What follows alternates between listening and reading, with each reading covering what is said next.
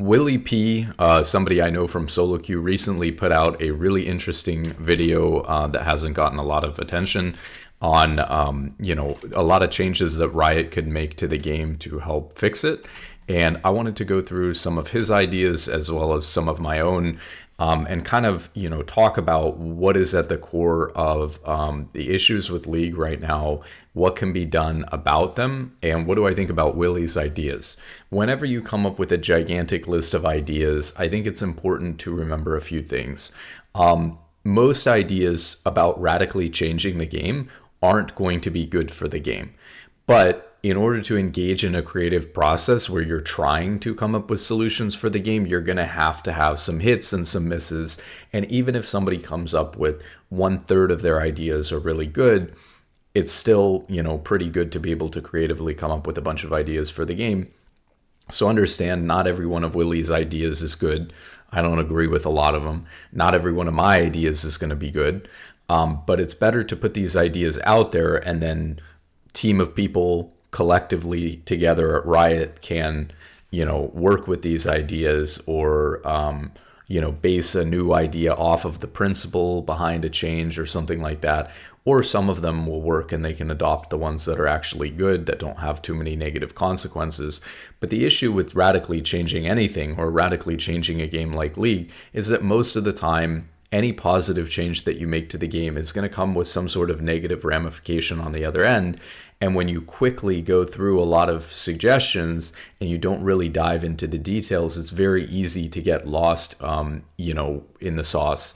So what I wanted to do is start out by kind of actually working backwards and defining what I think the issues are with League right now, so that we can tailor some solutions to the key issues with League, rather than starting with these, ideas. But I think it'll be really interesting if you're curious about some of the suggestions people have made for League, and some of the more detail-oriented understanding of how that would actually have a lot of blowback. There's probably a lot of ideas that'll appear in this video that you've heard before and haven't really heard what the negative consequences would be.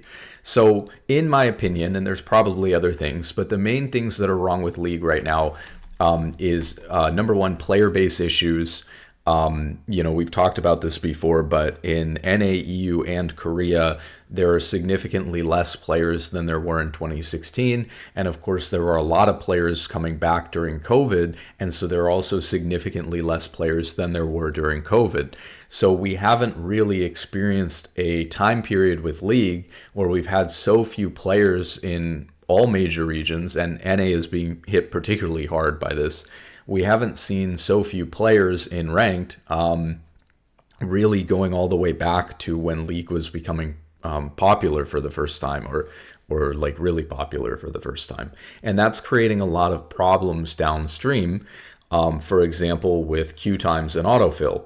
Autofill is a system that's been in the game for years and years now, yet you've probably realized that people have only really started complaining heavily about autofill in the last maybe 2 years. So it's much more recently that people are complaining about autofill. My instinct tells me that the reason why people are complaining about autofill more now than they used to, even though it's been in the game for many, many years, is because autofill is becoming more prevalent.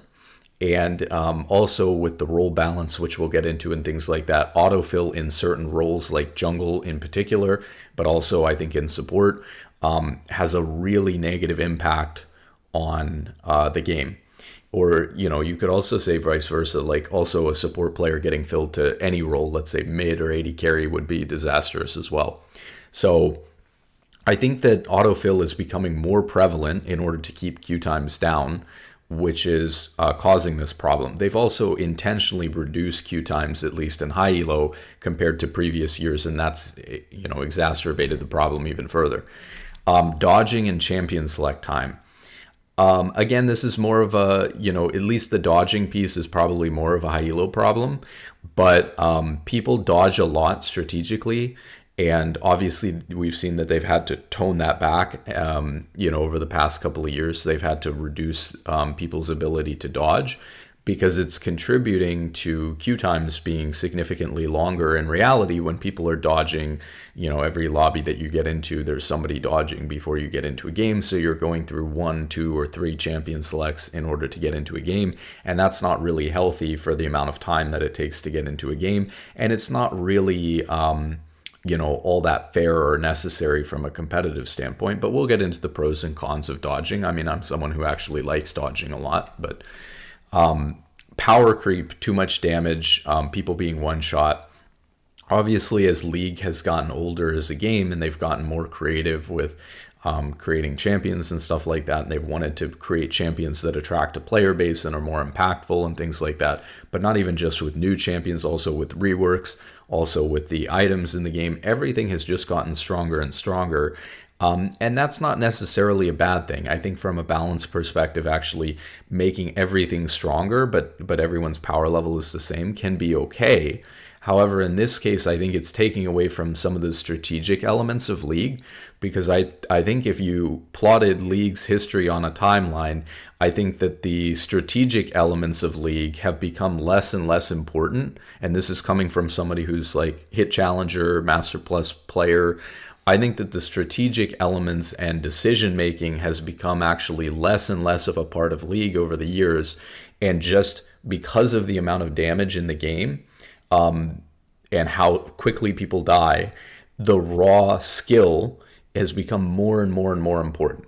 And that's not necessarily a good or a bad thing, right? Some people are going to prefer mechanical skill to be a bigger deciding factor, and some people are going to prefer strategy. But if you look at League from Season 2, from Season 3, it was a much more strategic game. It was a much slower game, and it was much more closely related to RTS games and those type of strategy games, and less related to, let's say, like a quick fighting game where you just outskilled somebody in order to kill them quickly. And I think League has shifted over the years to more damage, more movement, more abilities more quickly, mana not being an issue at all for so many champions. The damage that people do is insane. People have gotten better at like layering crowd control, meaning they're like waiting to use their CC one after another, so people are being CC'd for longer than they would have been in older years of League and years gone by when people weren't as good at the game. So people are being CC'd for too long, and as a result of being CC'd for too long, they're taking too much damage. People have also gotten really good at optimizing what stats are being built and stuff like that, understanding, how valuable health is and stuff like that, obviously. And so tanks have become extremely strong. They do too much damage. There's too much max HP damage in the game and stuff like that just makes shredding people really, really easy. So I think that people have become way too squishy, and that's taken some strategic elements out of the game. Roles aren't defined well. When League started in those early seasons, AD carry was supposed to be the main carry of the team. They were supposed to be weak early, but that was compensated for by having a support with them to help them through the laning phase. But then AD carries were really dictating team fights and the entire game, because you couldn't win a team fight without them. And their damage output during a team fight was going to be more or less the deciding factor in a fight. And while it's healthy for different roles to have different, amounts of agency, and you don't want, nobody to be queuing up for support or jungle, which can bottleneck your queue times and stuff like that. If you're waiting on a specific role, like you're waiting on support and junglers to be able to match a game, that can obviously contribute to the queue time problems. But the reality is that I think certain roles are meant to be carry roles. And right now we have the exact opposite going on. So roles that are meant to be carry roles, like AD carry and mid lane, AD carry is carrying through consistent damage output, DPS, damage over time, and mages being able to kind of get in there and cast a spell rotation that has a large impact, but then their impact on the fight just happens in that one moment, and then they're on cooldown for 20 seconds, and then they don't contribute for a while, or they're on cooldown for 10 seconds, and then they can't really do anything in a team fight for 10 seconds, and then they come back in and have another big burst of impact. Those were the ways that those carries impacted the game, and obviously supportive roles and tanks could help keep those people alive and peel them, and that's the way that they had impact, by helping those carries to succeed. It feels like nowadays League is trying to make everyone a carry so that everyone will play every role an equal amount. And I don't know that that's the correct way to balance the game. I've talked about this before, but I think that football would be a really boring game if every position was equally impactful. I think that there is definitely a room in games for one role to have more impact than another role, and that to be okay. But Riot has to figure out, how do we get people to enjoy jungle or enjoy support while also giving more power to AD carry, to mid lane, and to top lane. And, that's something that I think Riot's really struggled with, and the direction that they've gone in is just, well, we absolutely need more people playing jungle and support, so let's just make the roles broken. And there's nothing about that makes any sense, especially for support. Obviously, my role in particular, I don't even think that making the role more broken and making the itemization for supports absolutely wild and crazy. I don't think that doing that is a huge, super impactful thing for drawing players to the support role. To be honest, I think that a lot of support players would prefer to play on lower economy, believe it or not. I would like to go back to the days of, Ruby Crystal and a couple of wards. It is what it is. So I don't think that the roles are being defined clearly. They're not being defined well. And it's confusing what roles are meant to be carry roles and what aren't. Tanks are doing as much damage as AD carries are. It's all over the place. Jungle and support obviously have the most impact and carry potential of any roles in the game, and it's been like that for years, but Riot doesn't want to tune them down because they're worried about people not playing support and jungle enough, and then that really hurting queue times. Lack of creativity. This is a bit out there. This is definitely something that I think is more of a problem rather than something that everyone will agree with. But I think that back in Season 2, Season 3, there was so much more creativity with the vast amount of options that you had in your rune choices and in your rune choices and your mastery choices. And we're going to get into some contradictions here, but while there are certain elements of the game that I think should be simplified in order to bring new players into the game and make the game easier to play, there are other elements where I feel like they need to make the game a little bit more complicated to allow for more creativity. So I think, for example, more rune choices, maybe even a separate mastery system, being able to choose stats in your runes like you used to be able to choose, or in addition to the current rune system or something like that, I think would be something that players would like. It would be a little bit difficult to balance, I'm not going to lie, if you add a whole new system into the game like that allows people to take stats on certain champions that didn't have access to them before. Obviously, you're going to have some issues temporarily with balancing, but you need to shake the game up anyways. This is actually something I probably should have put on here, but the game is kind of stale right now and hasn't seen major changes in a long time. Let's actually put that on here right now. But yeah, there's just a lack of creativity. So I wish that there were more item options in the game. I wish that there were more rune options in the game, or the ability to get some stats for your champions before going into game like you used to. I feel like these things allow for a lot of different play styles and creative expression to thrive in a way that just doesn't really exist. I mean, itemization for support, for example, is terrible compared to what it used to be. It's like there's like 3 or 4 viable tank support items or something like that, and usually they're so specific what their active or passive does that like you can't build them on certain champions.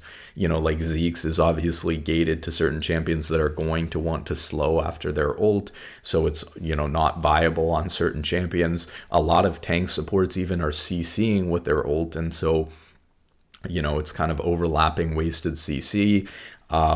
Trailblazer is something that you can pick up, but only if you're playing a certain type of support champion that's really going to make use of the roaming early with the item and things like that. So there's only like a couple of tank support items, and of the ones that exist, they're kind of niche, and so you need, I guess, a wider array of options that you can choose from, so that you have multiple item choices in a game rather than building Lock It Knight's Vow over and over and over again. And that's just for support, for example. Other roles have the same problem. AD carries are building the same items over and over again. What Riot needs to understand is that you can get items in a state of balance where you can actually choose between Blade of the Ruined King and Kraken Slayer, or you can choose between Yuntal versus Kraken Slayer versus Blade of the Ruined King on AD carry.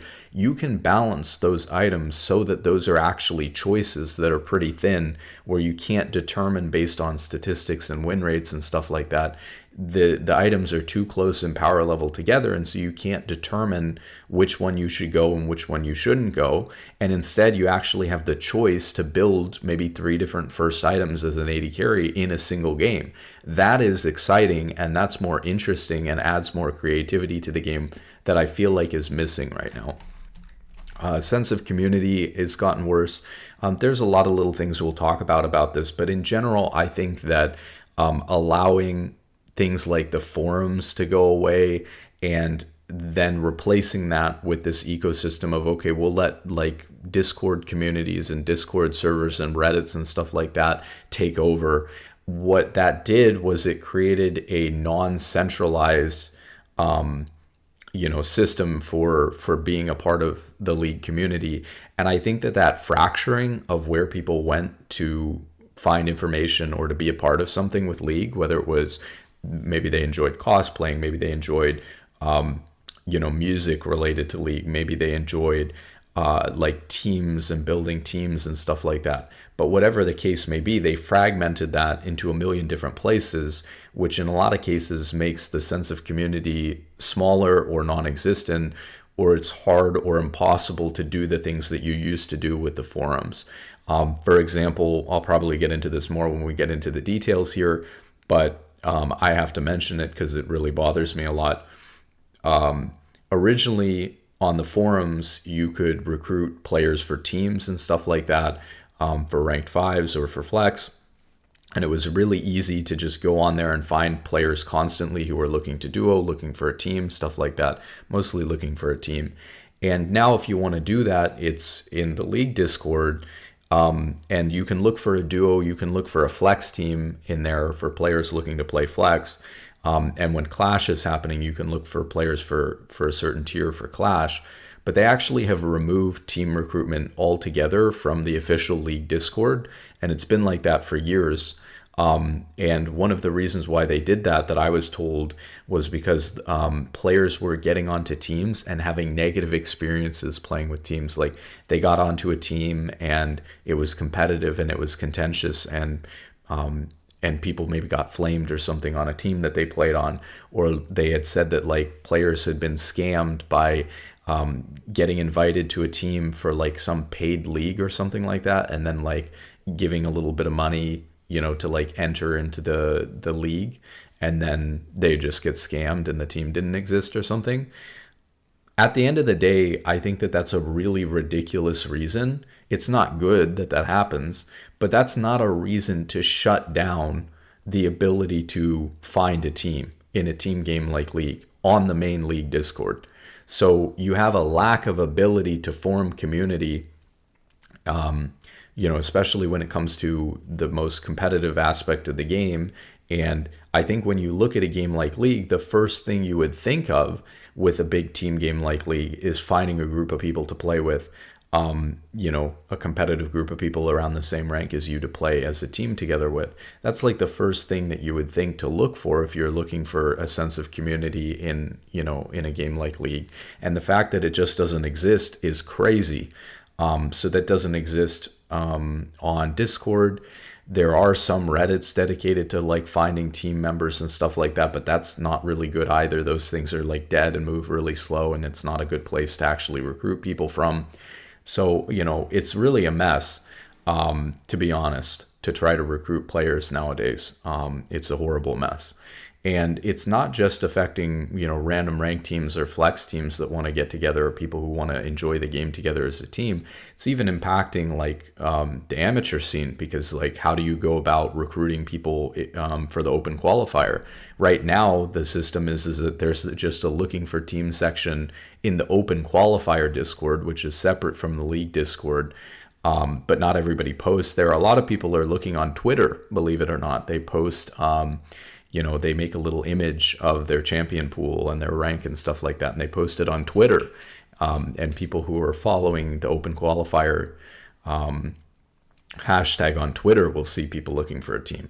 I mean, it's just too fragmented and ridiculous to look for players when it should all be consolidated in one place. And you'd find a sense of community when you have something like the forums, because then you can even discover things that you wouldn't have necessarily known that you'd be interested in about League, that, maybe you can find a community of ARAM enjoyers or whatever the case may be. So I think that the sense of community has gotten a lot worse. Team game mode. I mean, this is really obvious, but in my opinion, Flex Queue is like the biggest joke game mode in queue. It has been for the longest time. I think it was a complete failure that it, replaced ranked team fives. I think that in a game like League, you need to have a solid team mode. And the problem with Flex Queue is that you don't have a team and you don't have a team rank. It's just a worse version of solo queue. So sure, you can go in there and queue up with the team, but it's not quite the same experience as having the team entity itself be the thing that's ranking up together with those players, and have the team be an official organization rather than just a random group of players getting together over and over again. Because of this, I think that Flex is a bit of a joke. It's also very non-competitive. So like even for the people who do take Flex seriously, and there is a small community of people who take Flex seriously, try to get to Challenger in Flex as a team, it's not as competitive as Ranked Fives was. And I bet that those same people who are queuing and getting to Challenger and Flex with the 5-man team, the same 5-man team over and over again, they would be doing the exact same thing in Ranked Fives, yet it would be a more prestigious and more competitive experience, and they would just enjoy it better. A lot of the things that Flex Queue was touted for as well, that were supposed to be advantages over Ranked Fives, don't exist anymore. So for example, one of the big advantages that was touted about Flex is that you'd be able to queue up with random amounts of people rather than needing to have 5 people in order to play. So for example, you could queue up with 4 people. The problem with that is that a year or two into Flex existing, they realized that there were so few people queuing Flex solo that they couldn't actually match games where there were 4 people queuing together. So they prevented people from queuing together as 4 in Flex in its entirety. So it doesn't fill that niche at all. The other thing is that Ranked Fives, as Team Fives, allowed you to queue with your friends regardless of what rank they were, in a more competitive mode than normals. And the reality is that doesn't exist anymore either. It's a feature that Ranked Fives had that Flex just doesn't have anymore.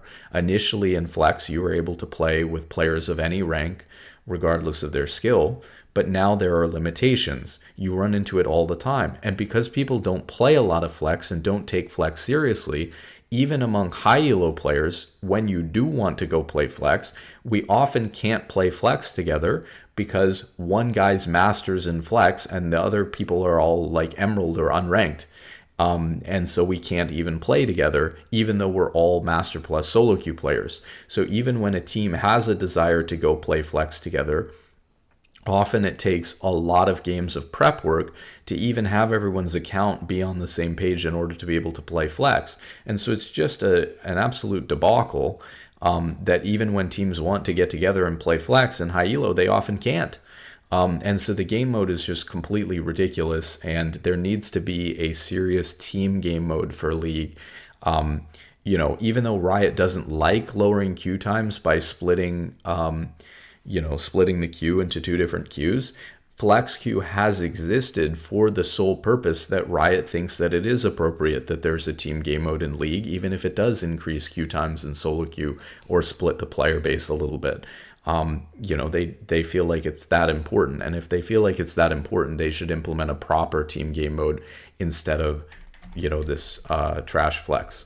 The game is stale. What I mean by this is that usually Riot makes a lot of major changes that drastically shake up the game, in between seasons and things like that. And there hasn't really been a lot of that recently.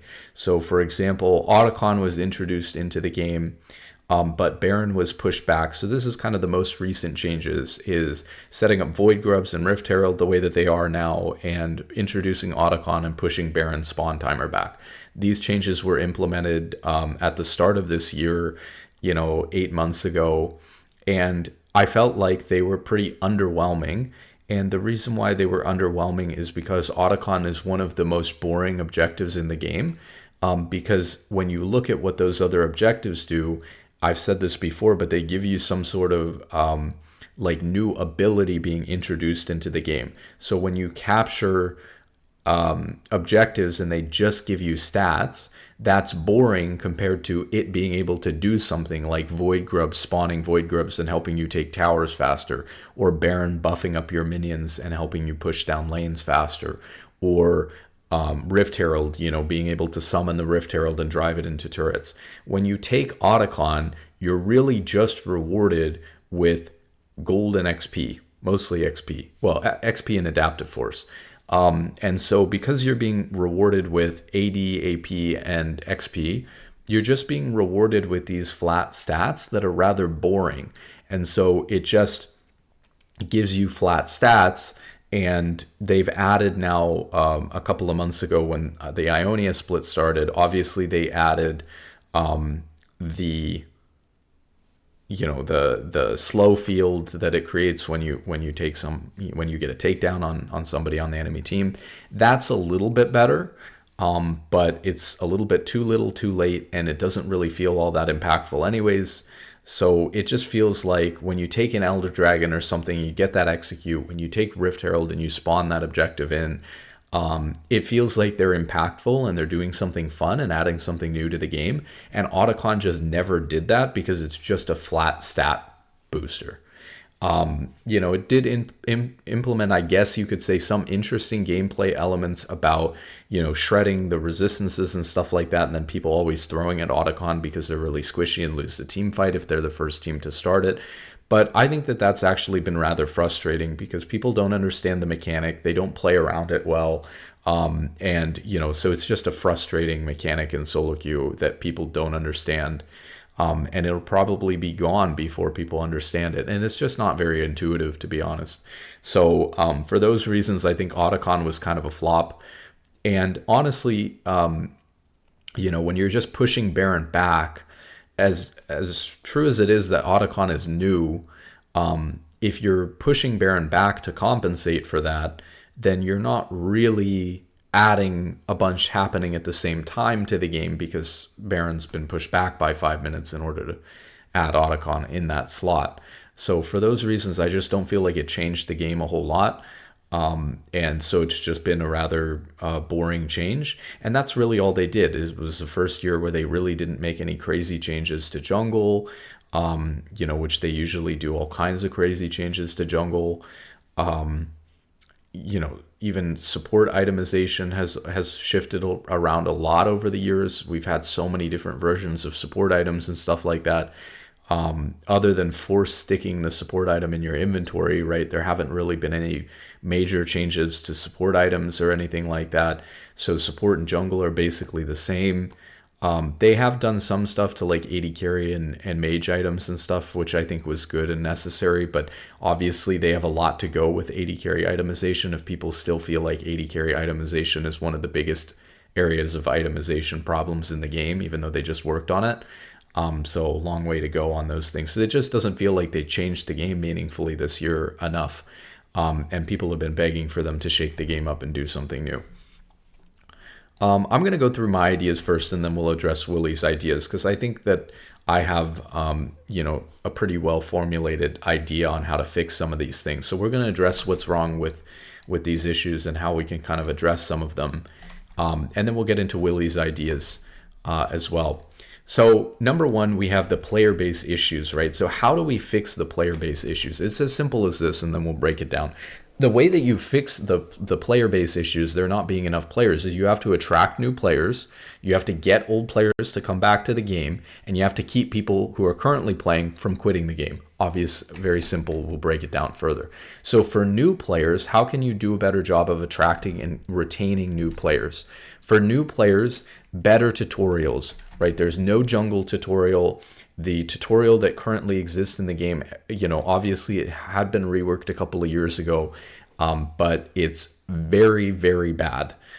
It doesn't teach a lot of key fundamentals about how the game works. It actually sets you up with a lot of expectations about how important it is to always be pushing and things like that are wrong, and that cause new players to develop very bad habits that are that will lead to them having a bad time and actually being quite frustrated with the game, et cetera, et cetera. So, better tutorials, a tutorial for jungle. We talked about one of the main bottlenecks with queue times and stuff with League right now is that there aren't enough players playing jungle and support. Well, maybe one of the reasons why there aren't enough players playing jungle and support is because the tutorial doesn't show you how to jungle at all, and it doesn't really address the concept of the support role at all either. So maybe if you had a tutorial that explained what the different roles were in the game and introduced people to those different roles, maybe more people would be more likely to choose jungle or to choose support. I think that there's a lot of players that would have chosen jungle, but jungle is the most complicated, intimidating role for a new player, and there's no tutorial explaining how to do it, so a lot of players just avoid playing jungle out of fear. The other thing is that people recommend, and this is true in general, that you learn solo lanes like top lane and mid lane first, and then transition into whatever role you're interested in. And once you understand them a little bit better or know what's going on with the game, because you can actually gain more skill through constantly trading and fighting in lane rather than like just sitting and clearing your jungle camps when you're brand new to the game. And because of that, not a lot of people are playing jungle. I'm not necessarily saying that there's a good way to fix that, but obviously everyone recommends that people don't start by playing jungle or support because they feel like you'll be lower skilled if you start at support rather than starting at AD carry or mid lane and then transitioning to support. So no one is recommended to start jungle and support because they're the most different roles from all the other roles in the game. And they're the ones that would gate you in terms of skill and learning the game the most. And so that's why people tend to stay away from those roles. If you can address that, then maybe more people will play jungle and support. So obviously better tutorials. I think that Riot thinks that League is such a big popular game that they don't need to do as much advertising anymore. And I think that that's really ridiculous because obviously there's lots of players who are not coming into League and have maybe vaguely heard of it, but they're not familiar with it and it's not being put in front of them. And I think that the reality is that just because League is a popular game or was a popular game doesn't mean that you shouldn't advertise, because you need to continuously advertise to keep bringing newer players into the game. And by putting the link in front of them to actually be able to download the game, who have heard of it but haven't gotten anywhere near MOBAs or the competitive space that is, like this serious competitive online gaming, because they're busy doing other things and they haven't really been introduced to that. So even just some simple advertising, I think when companies get big, they think that they don't need to advertise anymore. But look at real successful companies.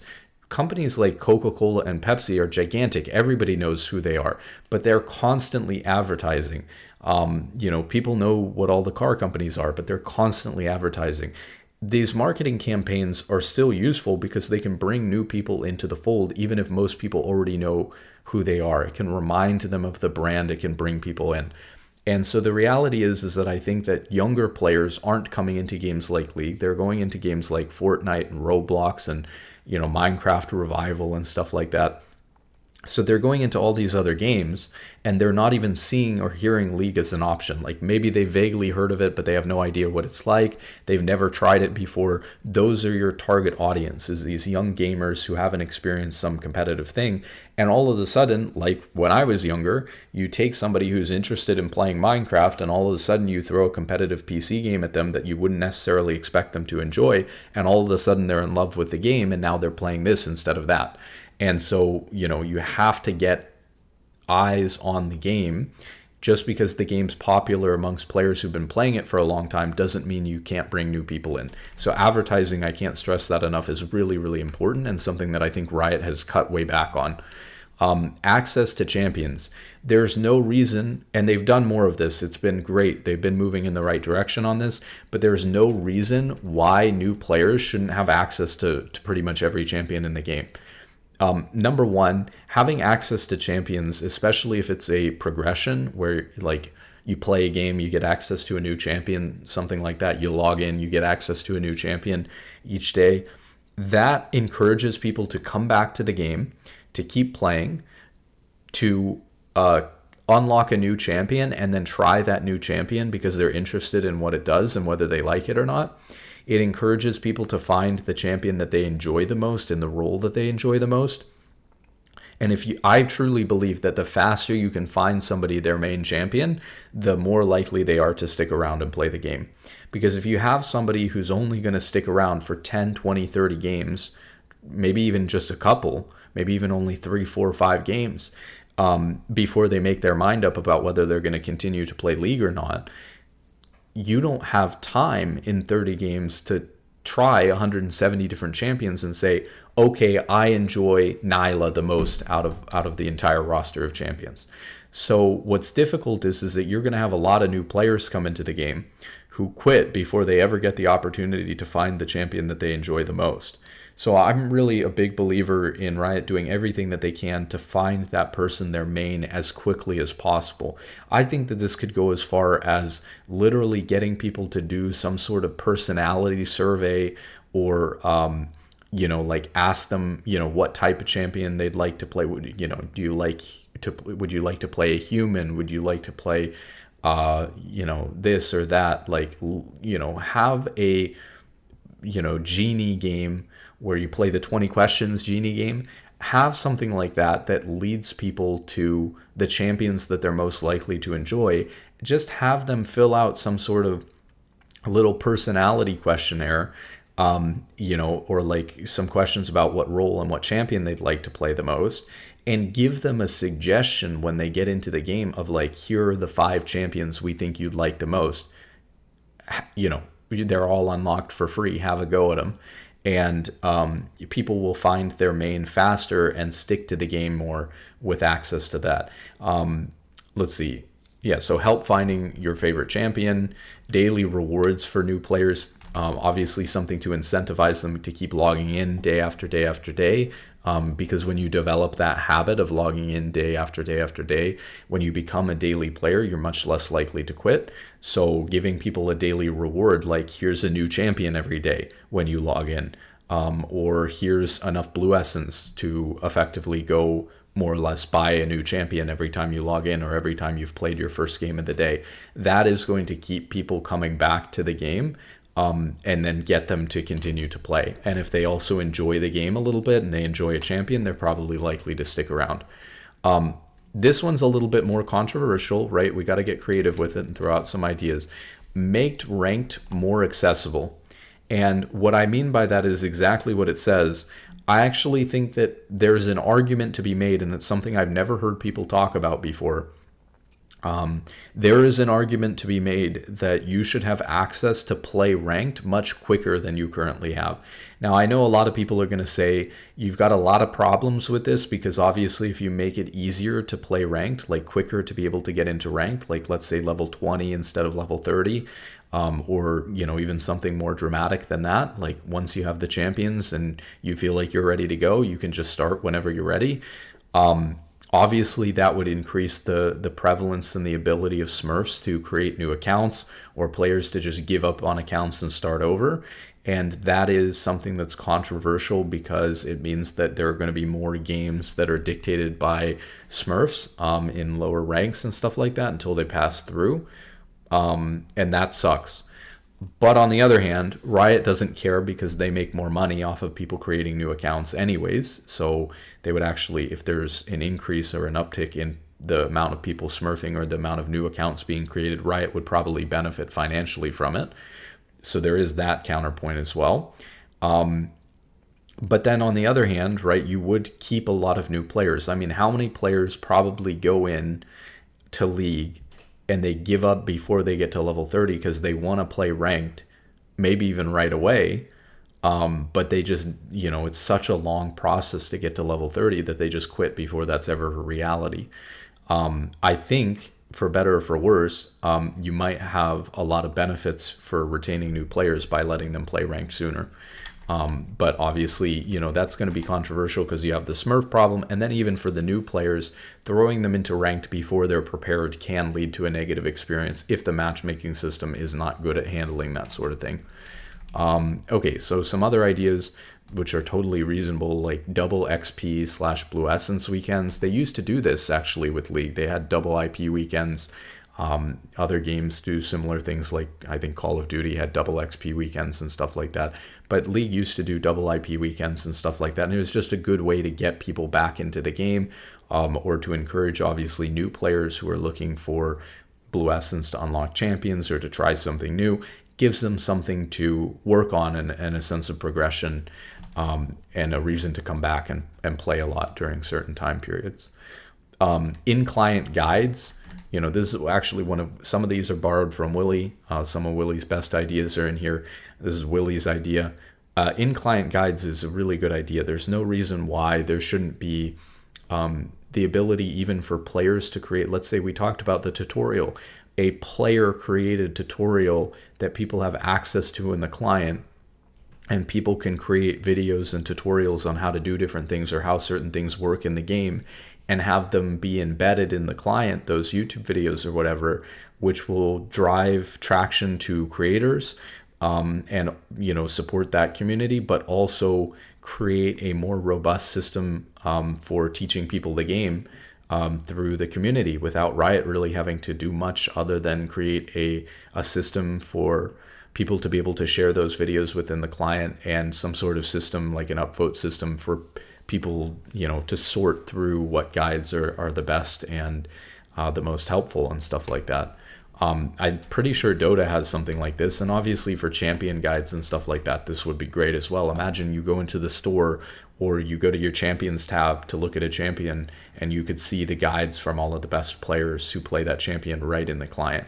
And again, it's a win for both parties. It's a win for the people who are looking for those guides and that content. It'd be super easy right in the client, and it's a win for the content creators who not only would get viewership from these things being in the client, but also would get a sense of pride that their guide would, like if my Braum guide was featured in the client when you clicked on Braum. I think that would be a really cool thing to be able to participate in and have exist in the game. So this one, obviously, this is pretty broad, but I'll get specific about it. Simplify the game. Obviously, the game is really complicated for new players to learn because there's 170 champions in the game.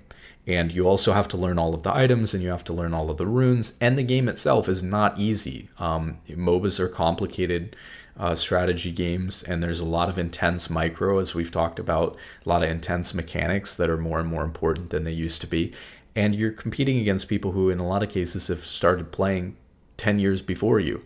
So it's very difficult. So I think that they should do what they can in the areas that they can to simplify the game without reducing creativity. So again, in some areas, I would actually ask them to expand the complication of the game, like when it comes to items and runes, because those are the things that define your your style as a player and your creativity when it comes to how you approach playing the game. But I would simplify, I think, some of the champions kits. There are just pieces of champions kits that are noob traps or unnecessary, and are really a waste of just overcomplicated. So I'll give you a few examples. So like on Braum, for example, Braum's E gives him 10% movement speed. Why? Like, you could take the 10% movement speed boost on Braum's E away tomorrow, and it would barely shift Braum's win rate at all. And it wouldn't be something that Braum players would be distraught, is gone. It's not like a key fun part of the kit that people enjoy. So why make the ability extra complicated? My point here is that there's so many abilities in League that have 5 parts to them, and they do 6 different things, and you could just simplify them to the things that people find the most fun, the most enjoyable, and the most impactful in the game. And even if the change removing something actually has an impact on the champion's win rate, just move that power budget to some other part of the kit that people actually enjoy and find fun. So if maybe taking away 10% movement speed on Braum E makes Braum a little bit weaker, make his E a little bit stronger, like make it reduce a little bit more damage or make it last a little bit longer or something like that to compensate. And now all of the sudden, you've made the ability easier to learn, simpler, and yet you've made the game simpler to learn, and yet you've actually made the champion more fun at the same time with no impact on the win rate. Obviously, this would be a lot of balancing work, but I think that over time, Riot should be looking at removing especially things that you can't see intuitively, like passives that aren't clear and don't have good visual indicators. There's just no reason why those things should exist. For example, Nautilus W, right, does magic damage over time after he's auto-attacked something to the surrounding minions or enemies or whatever. It makes no sense, doesn't contribute very much to his damage or his power budget as a champion. Get rid of it. Simplify it. Another one, Lulu ult. I didn't know this. After you've knocked them up, everyone knows that the Lulu ult knocks people up. After the knockup is over, when somebody is hugified or whatever by Lulu ult, they slow people around them in an area around them. I didn't learn this I have hit Challenger without knowing this as a support main who's played over 100 ranked games on Lulu this year. So just simplify the game, make it easier to learn, get rid of especially abilities or passives that don't have clear visual indicators that you would never learn from playing against the champion after 10 years. You can only learn them by reading the Wikipedia page. And they're not even that impactful anyways. And so in a lot of cases, like I said, they're noob traps because they actually bait people into doing the wrong thing. They bait people into using Braum E for movement speed. And I still do that in some cases where it's bad. Or Janna, E, not that this is a minor thing, but Janna E obviously shields, but it also gives a lot of AD. So a lot of times people, rather bad Janna players, my wife, are baited into using Janna E, just giving it all the time so that your AD carry has more damage when they're last hitting minions or something. It's just a ridiculous noob trap, and you could get rid of or simplify features like that, so that they're more intuitive to play, less complicated, the game's easier to learn, and then take that in the same way that a champion has a power budget, like we're talking about, to get the champion to a reasonable win rate. If you take power away from one part of the kit, you can put it into another part. In the same way that the champions have a power budget, the game kind of has a power budget, right? Or a complication budget. Like if you make the game too complicated, then it's Dota and nobody wants to play. If you make the game too simplified, then you're playing like a phone game, right? So, or you have no creativity and not enough options. There are parts of the game that you can't simplify. You're not removing champions from the game or whatever. I understand that. So if you're going to have a lot of champions in the game, and the best way for players to express themselves is through their champion pick, their itemization, and their runes, make those things complicated. Simplify other parts that you can, like removing, even with items, there's probably items that have a lot of unnecessary complications as well that don't change, the main reason why you're building the item, or the main impact of the item, or the thing that people find fun about building that item. So take away all this minor stuff that things are giving on champion abilities, passives, items, and stuff like that are useless, and focus it into the things that actually matter. So simplify the game in some areas like that. Speed up the game. This is another one that's kind of controversial because to some extent, I've talked a lot about like the good old days of Season 2 and Season 3. Those were days where the game was much slower, both in terms of damage, but also in terms of game length. And that's kind of a double-edged sword, because I think that the super long games contribute to it's definitely a different experience, and I enjoy it personally, but I think that for the health of the game and for more people coming into the game, and we're still on attracting new players, people are used to fast, quick games nowadays.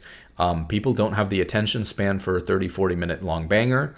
And I think in reality, there's a lot of dead time in League, and Riot has already been moving in this direction by speeding up the game. I call it Earthification, which is essentially making mana. So think of the traits of Earth, right? You have insane cooldown reduction and can spam your abilities. Mana doesn't matter, so you don't lose any mana when you use your abilities.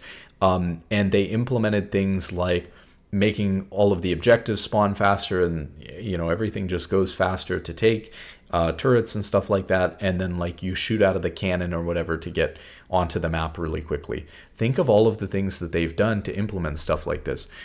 Death timers are shorter than they used to be. Home guards are given to everybody for free all the time. The hex gates were introduced on that dragon so that you could teleport around the map quicker to be on the map.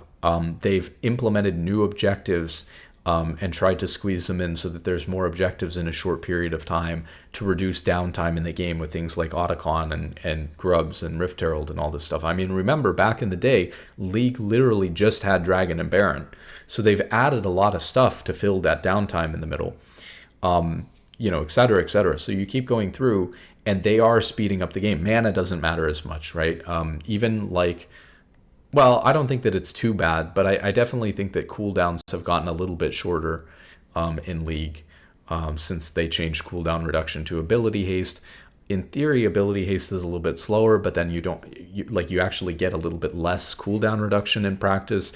But if you're building a lot of it, there not being that cooldown reduction cap anymore at 40% means you can actually get more ability haste eventually than ever before. So all these things have led to an Earthification of League.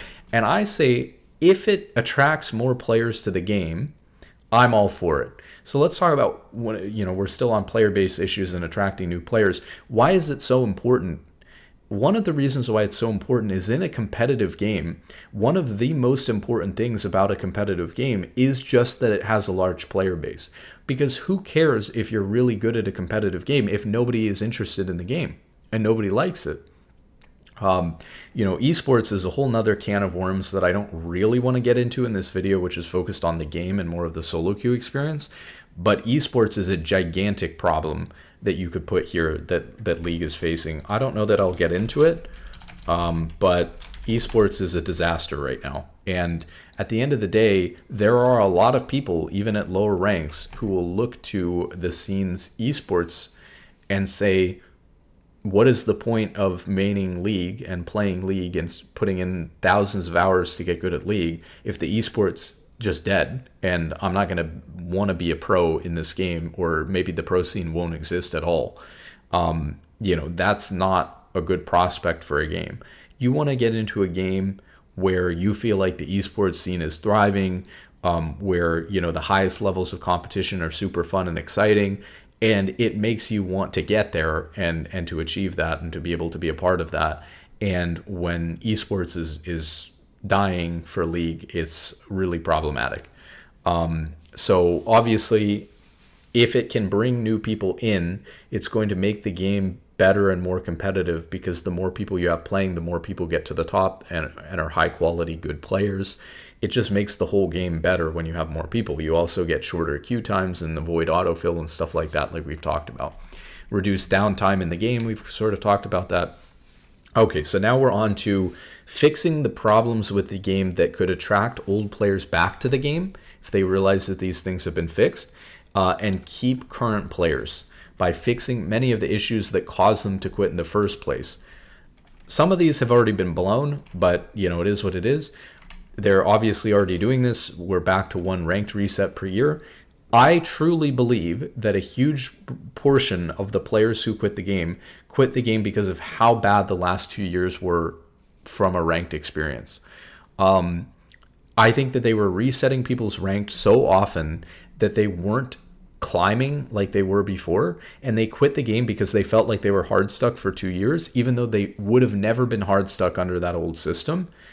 And so they just artificially made people hard stuck by resetting them over and over again. And I think that was a disaster for the game, like really, really bad for the game. And a lot of times once those people quit, they don't come back. And it's harder and harder to attract new players the older the game is, because people have already tried the game or they've heard of it, or, and the game has a very negative reputation and stuff like that as well. And people are more interested in playing games that they're, if you're younger and you're interested in getting into a game, you're going to get into the games that your friends are interested in, and your friends probably aren't interested in League if you're 12, right now, in the way that it was back when I was 12. So it's really hard when you lose these people who've been playing for a long time over a stupid change like this. But yeah, the multiple ranked resets was disastrous because it made people feel hard stuck, even though they shouldn't have been, even though they were going positive in ranked every split, making progress, and their MMR was going up. They weren't getting the experience of actually getting to play the games versus the new higher elo they were getting to, because they get reset every time they get there. And it caused people to feel like they were hard stuck and quit the game. In some cases, it actually made people feel like they were going down in ranked if they really didn't play a lot. If they were playing 50 games a split or something like that, felt like they were actually going down in ranked even though they were doing fine. And these kinds of things are terrible, because one of the worst things that you can mess with in League is the rank system and the ranked progression, because people want that slow sense of progression over years where they're getting better and better and getting to a higher and higher rank. And if all of a sudden you take players and for 2 years they're going backwards in rank for no reason, through no fault of their own, just because of, you've adjusted the ranked ladder so that certain ranks have different amounts of players in them. This is another thing that they did, messing with the rank distribution. Disaster. You really ruin the ranked experience by changing these things radically. So resetting people too often means that unless you're playing hundreds and hundreds of games, you don't have time to make progress, and then you get reset, you feel like you're hard stuck, and after 2 years of that, you'll just quit. Or in some cases, if you're playing like 50 games or less, you're actually going down. Even though you were doing fine in your games and winning just as much as you were losing, you're actually going down in ranked, and then you'll feel like, I can't even climb with the amount of time I have to put into the game, so why would I bother continuing to play any games at all? I even felt that way for a while. I was getting ready to quit there with how bad the 3 ranked resets were, because it's even worse for high elo, because you have so much further you have to climb back to get back to your rank. So I'd climb like 200, 300 games to get back to my main rank at the start of the year, and then boom, we're reset again. And it's like, okay, I can't make any progress. Why would I play 200, 300 games just to get back to Masters, at the start of the year, and then just to get reset and get to Masters again? I'm not just going to grind to Masters 0 OP for the next 10 years. So I'm either they need to fix this or I'm going to quit. Even though I love the game. So I was really upset about that. I think that they lost a lot of players over this. But the ranked distribution as well. Let's see if we can find it. League of Graphs ranked distribution. So this is something that they really screwed up as well, but we could probably still see it. It's getting a little bit better, and thank goodness for that. So this is kind of an interesting comparison here. So at the start of the year, they had done this thing where they've kept messing with the rank distribution to try to get certain proportions of players in iron versus bronze versus silver versus gold. And what they wanted to do was adjust this, and the danger with adjusting it at all is that you're artificially messing with someone's rank journey. So if someone is gold and all of a sudden you change the rank distribution so that there are more players higher than gold, you want lower ranked, there's too many players in iron, bronze, and silver, and so you want to bring those players up into gold, and you want to shift that gold player into platinum. Well, now that gold player has a false sense of accomplishment for getting to platinum when they didn't really get to platinum. And they're also likely to become hard stuck in platinum, because now to get to the next level, to get to emerald, when they didn't really improve at all to get to platinum, they're going to have to make even more improvement and more progress, and it'll take them even longer to get to emerald. And so now they're likely to get hard stuck in platinum for years, and that can cause people to quit the game. Vice versa, if you decide there's not enough people in low elo and you want to pull the distribution back, so you take a player who's spent 2 years, 3 years learning the game to get to gold, and now artificially you pull that player back into silver, and now they're stuck in silver for a year, they're going to feel like the game is rigged. Their climb has been artificially messed with. They can't get to gold. They're hard stuck. Maybe this is where they peak. Maybe this is where their journey ends, and they're going to quit the game. So any artificial messing with the rank distribution is a great way, either way, to get people to quit the game by getting them to feel like they're hard stuck. So leave the rank distribution alone so that players can have their own natural progress be an indicator of whether they're climbing or not changes that Riot is making to the rank ladder causing people to go up or down. So, for example, Riot was having some problems at the start of this year because they had like 18 to 20% of the players were in Iron, and their goal for their distribution was to have 10% of the players in Iron. It looks like it is, as I would have expected, evening out a little bit. So you've seen probably 5% of players move out of Iron into Bronze and Silver and stuff like that. Some Silver players go to Gold, etc. The way it should be, because we've had a longer year without these resets where we've had like 8-9 months now for people to climb. And so a lot of people who have played who are in Iron have been able to move out, and I think that that's great. Don't rework champions unless it's absolutely necessary. I think one of the best ways to get people to quit the game is to take a champion that they really love and enjoy and completely change the champion so that they can never play it again.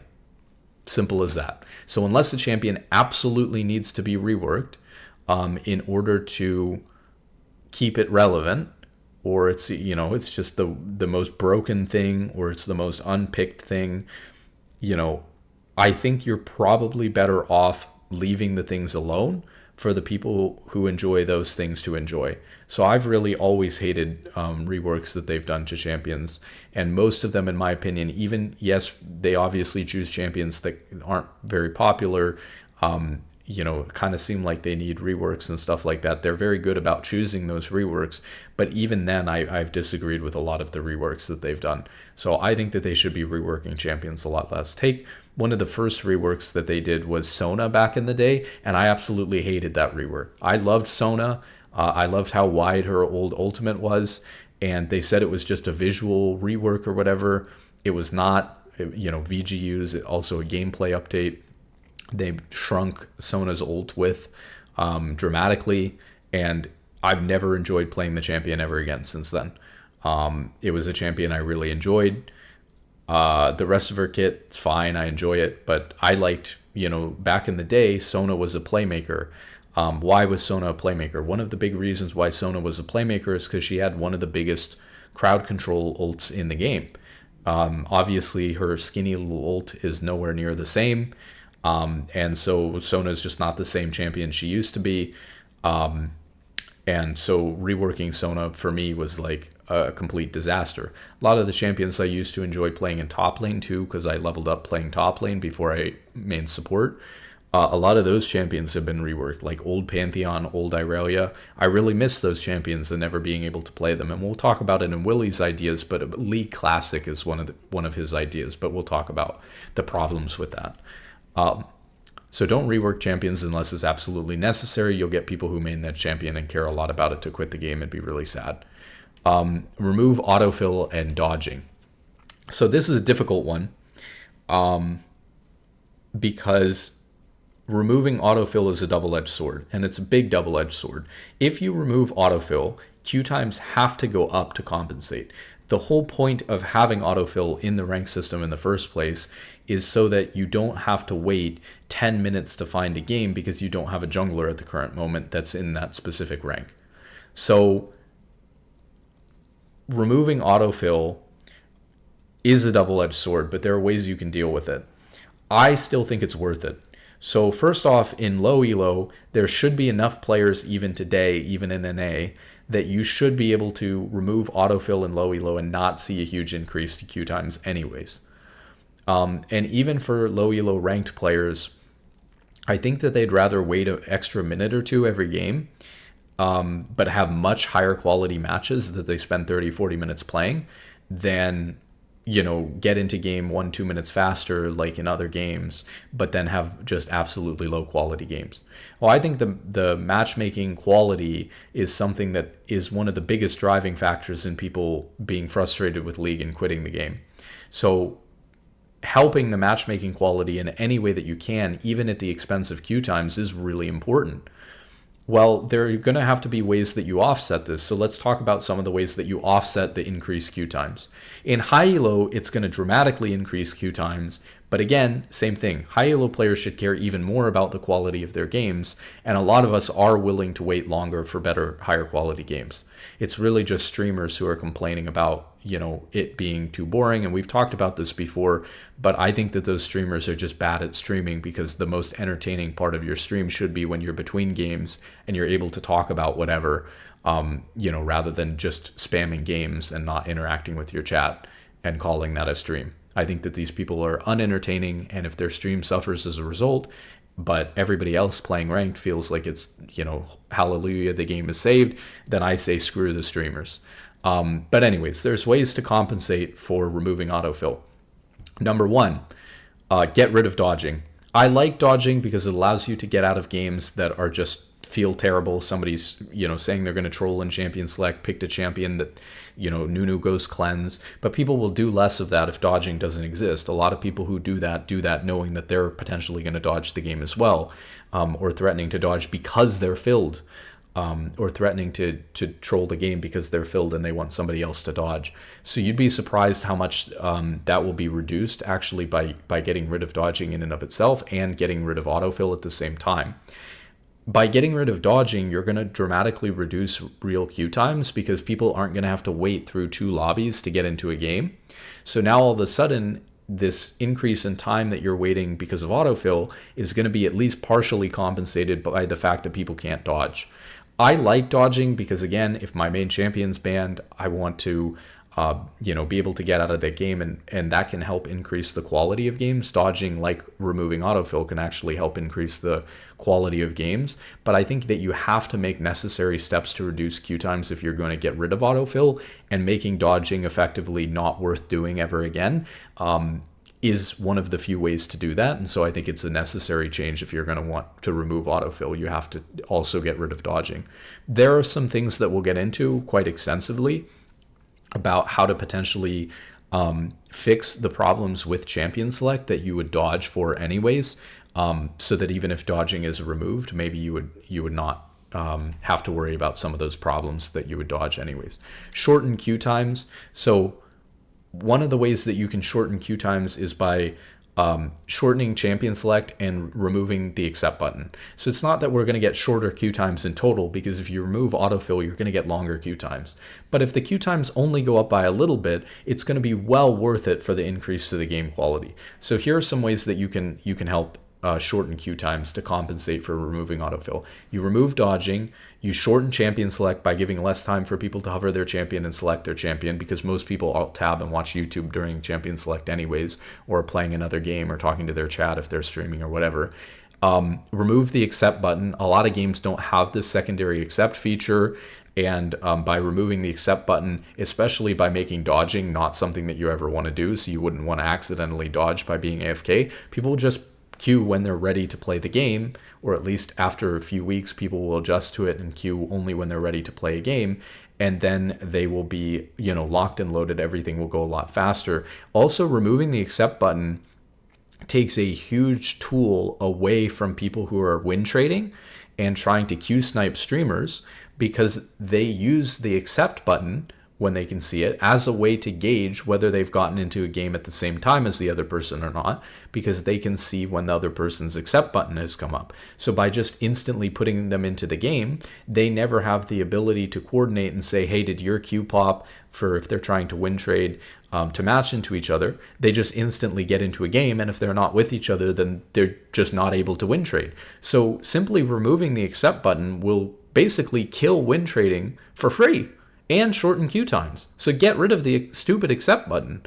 It'll also make it harder for people to get stream sniped and stuff like that, which is nice for some streamers. The other thing that you could do, which I didn't mention here, but is probably a good idea, is if you get rid of autofill, this is a little bit radical, but I think it's a good idea.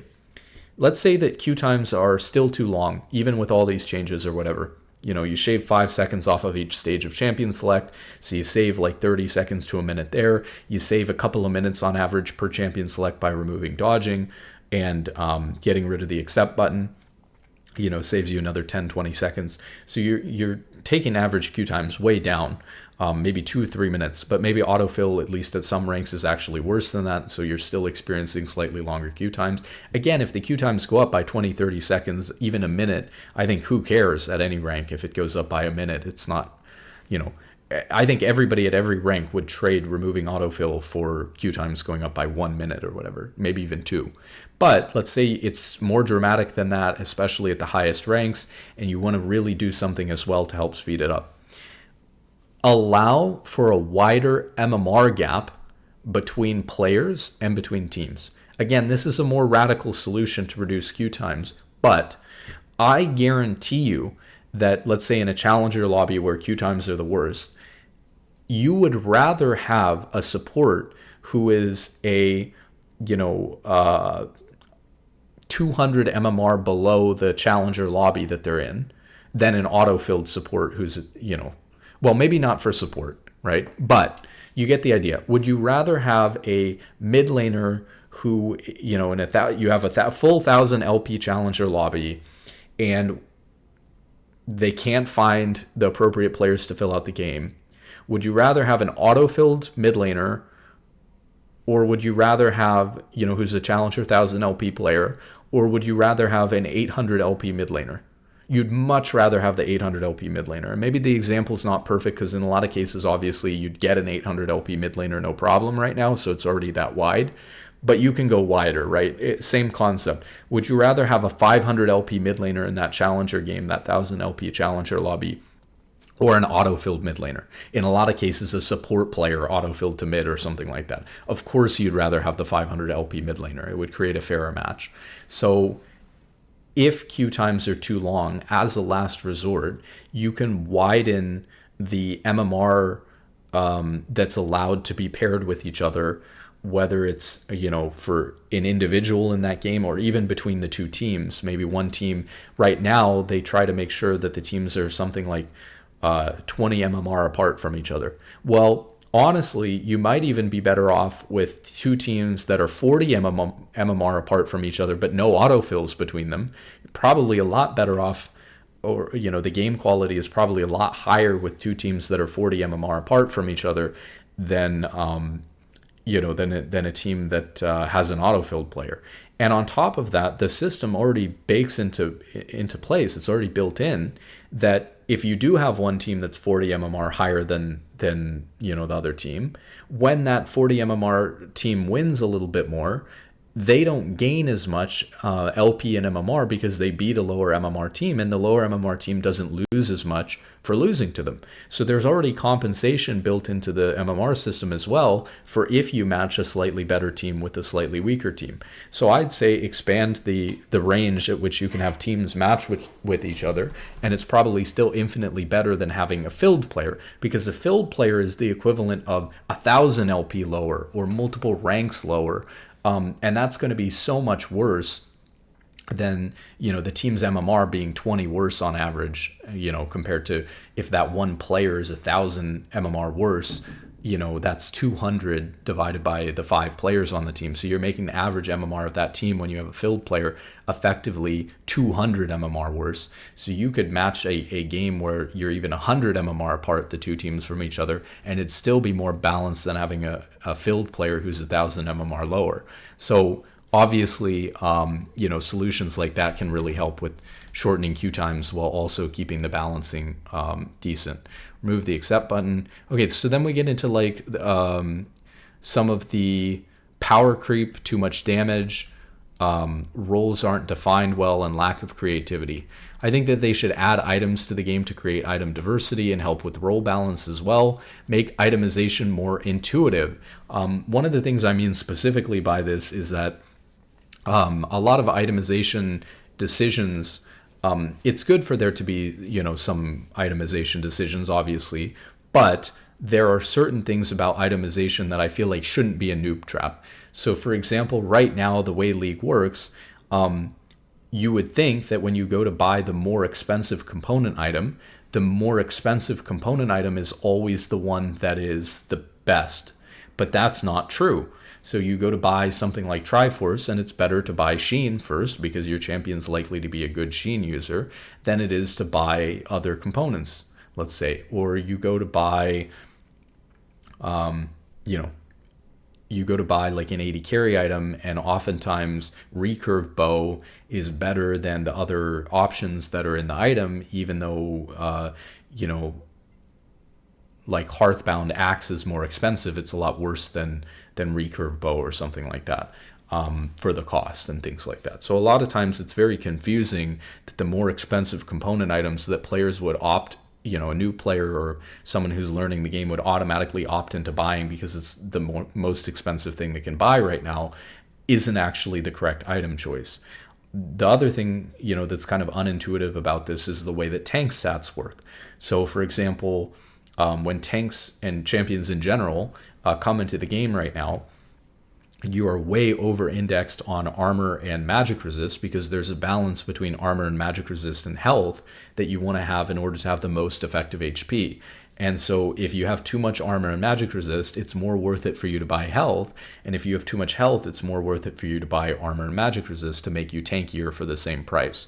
So what's weird about that is that people come into the game and they don't really know that buying Ruby Crystal is so much better. It's actually like 6 times the effective HP, adjusted for the cost, as buying like a cloth armor. So people don't realize that when they come into the game and when they back, that if they can buy that Ruby Crystal for 400 gold instead of the cloth armor for 300, they're significantly stronger than buying that. And so I think that sort of unintuitive itemization and the way that champions base stats aren't balanced to be efficient is weird to me, because you could just adjust people's, you could, for example, take a champion like Braum. So Braum is over-indexed on armor and magic resist. Well, you could keep Braum. Obviously, Braum's just experienced some armor nerfs as well. But let's say you wanted to keep Braum's power level the same. You could increase his HP and lower his armor and magic resist, and he would be the same effective HP. If you adjust it by the correct amounts, you could achieve basically the same amount of effective HP. So the same. I mean, obviously, I guess you would be a little bit weaker versus percent max HP damage, but more or less, you could create the same power level on the champion, and yet when you go back to base, buying a cloth armor or buying a ruby crystal is just as good, cost adjusted either way. So you buy whatever the more expensive one is that you can afford, or you buy, you can only afford the cloth armor. It doesn't feel terrible because your armor and magic resist and health are reasonably balanced anyways. So it just seems like they could have a reasonable balance on a lot of champions with their health, armor, and magic resist, so that going back to base and itemizing is more intuitive and makes more sense, rather than champions like always being over-indexed on armor and under-indexed on health and way under-indexed on magic resist. Obviously, it's something that would require, again, more balancing to fine-tune these things, and maybe they feel like it's not worth it to do the work to make the itemization more intuitive, but it seems like it's a no-brainer to me. Allow for more options with runes for creative gameplay. We've talked about this. Redefine roles. We've talked about this, like 80 carry and mid lane not having enough carry potential and agency, and 80 carry in particular. And mid lane's not that bad, right? Like mid lane is actually right behind support and jungle. Not really right behind, but it's in the middle. I think the top lane's struggling too. So obviously you have a lot of weird role definitions that are struggling right now. Potentially, I think it'd be really cool to bring back the ability to get creative with base stats that you can add to your champion, like in the old rune system. Lower damage / increased tankiness. If you want to move in that direction, where the game is a little bit more strategic and where people aren't having such a bad time because even if they make a mistake, they're not getting one shot. I think that they tried to do this with the durability update, and I think that the durability update, it had its issues, right? They had to work on it for a while, but I actually think that the durability update was a good thing, and they published some stats, which if you believe Riot, showed that people were taking longer to die. And I think that allows for more strategic gameplay rather than just getting one shot like you're playing Call of Duty or CSGO.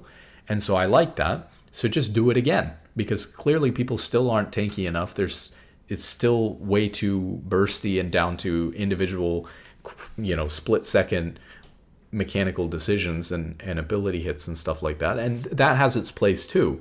But allowing people to not get one shot as frequently in ridiculous situations, where, you wouldn't, I think that you can add a lot more strategic gameplay elements by reducing one-shotting and increasing tankiness again. So I would send durability update part 3 or whatever and just do it again, or bigger.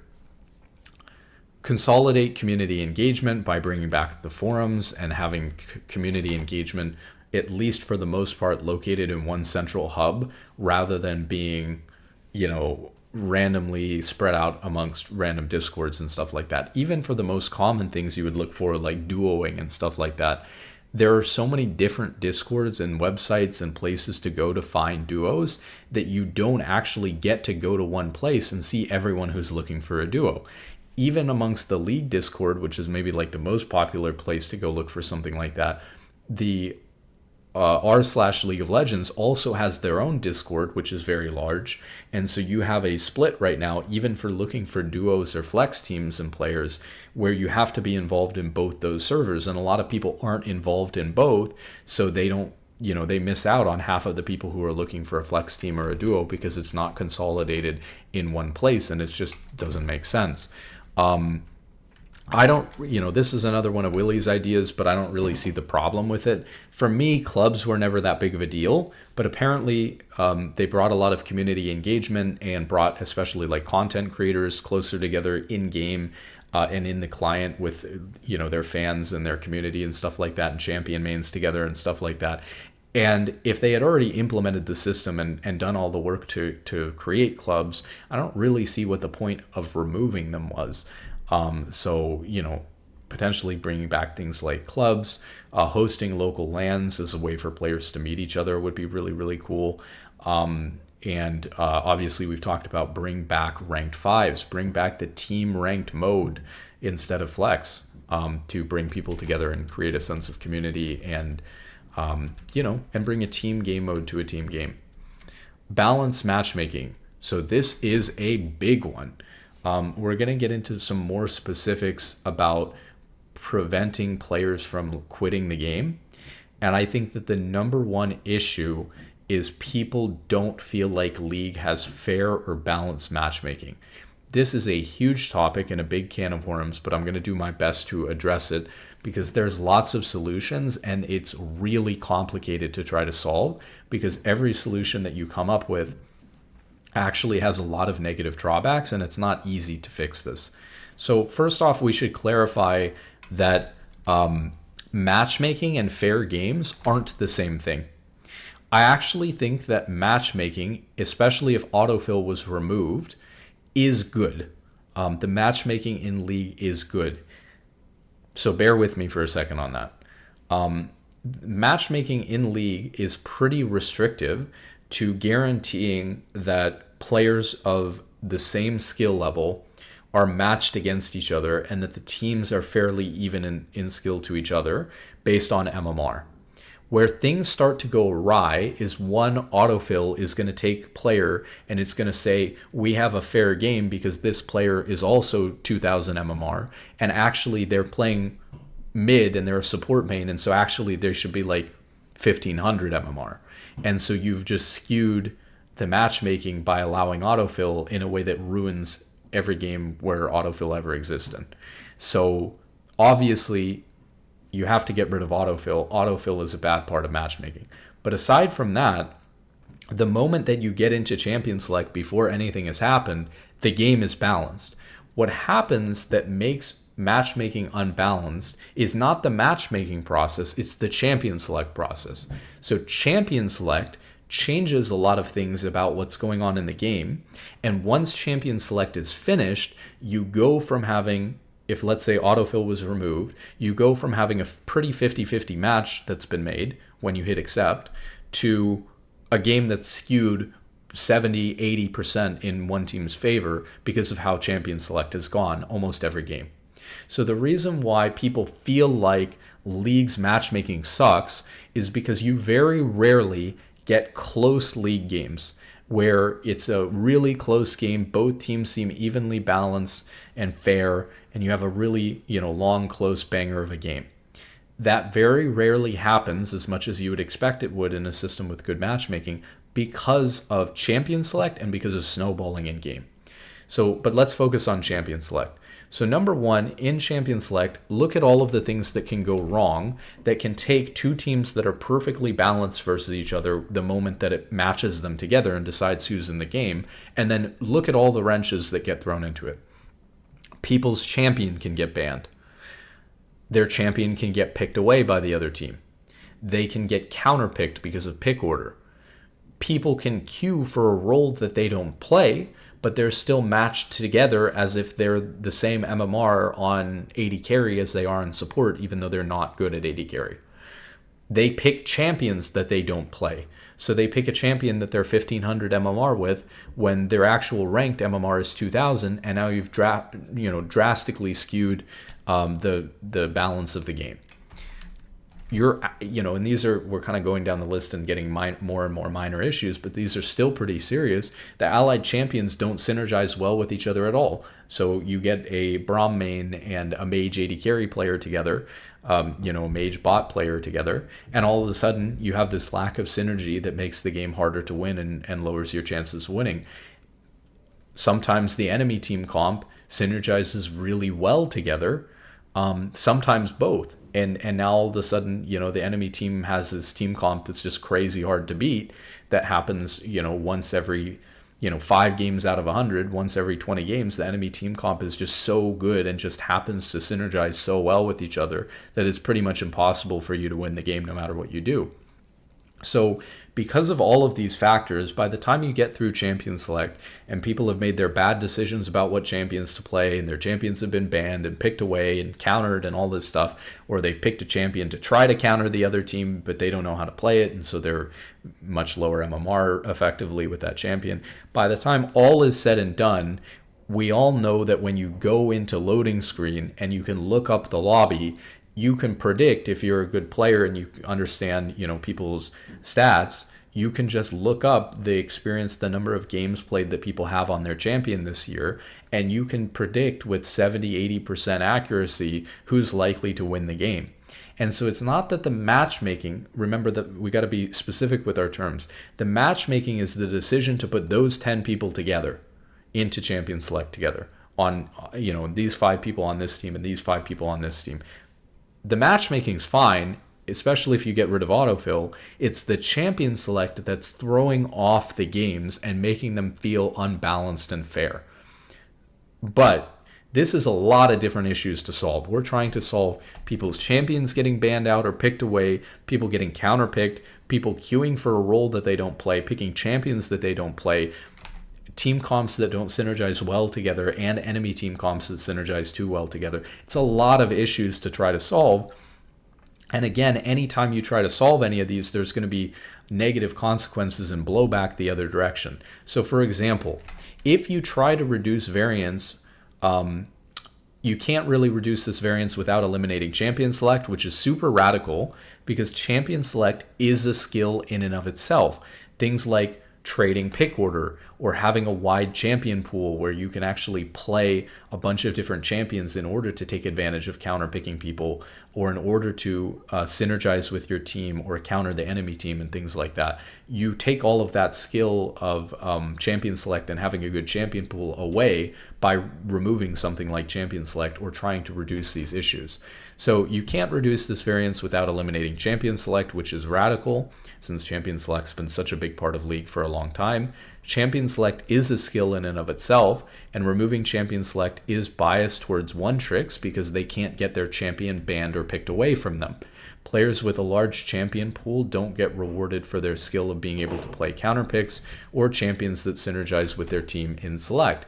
So you have a really big issue here, which is to even begin to solve this problem in the first place is a bit of an issue because essentially what you're saying is a lot of people are of the opinion that one tricks are already too high rated, that a good player should be able to play multiple champions. A lot of people even think that you should be able to play multiple roles, since that's what you used to have to do to get challenger back in the day, right? In season 1, season 2, season 3, etc. You know, when it was just pick order and stuff like that, you needed to be able to play a bunch of different roles to even get by in solo queue, or to make up for it on your main role the few times that you got it.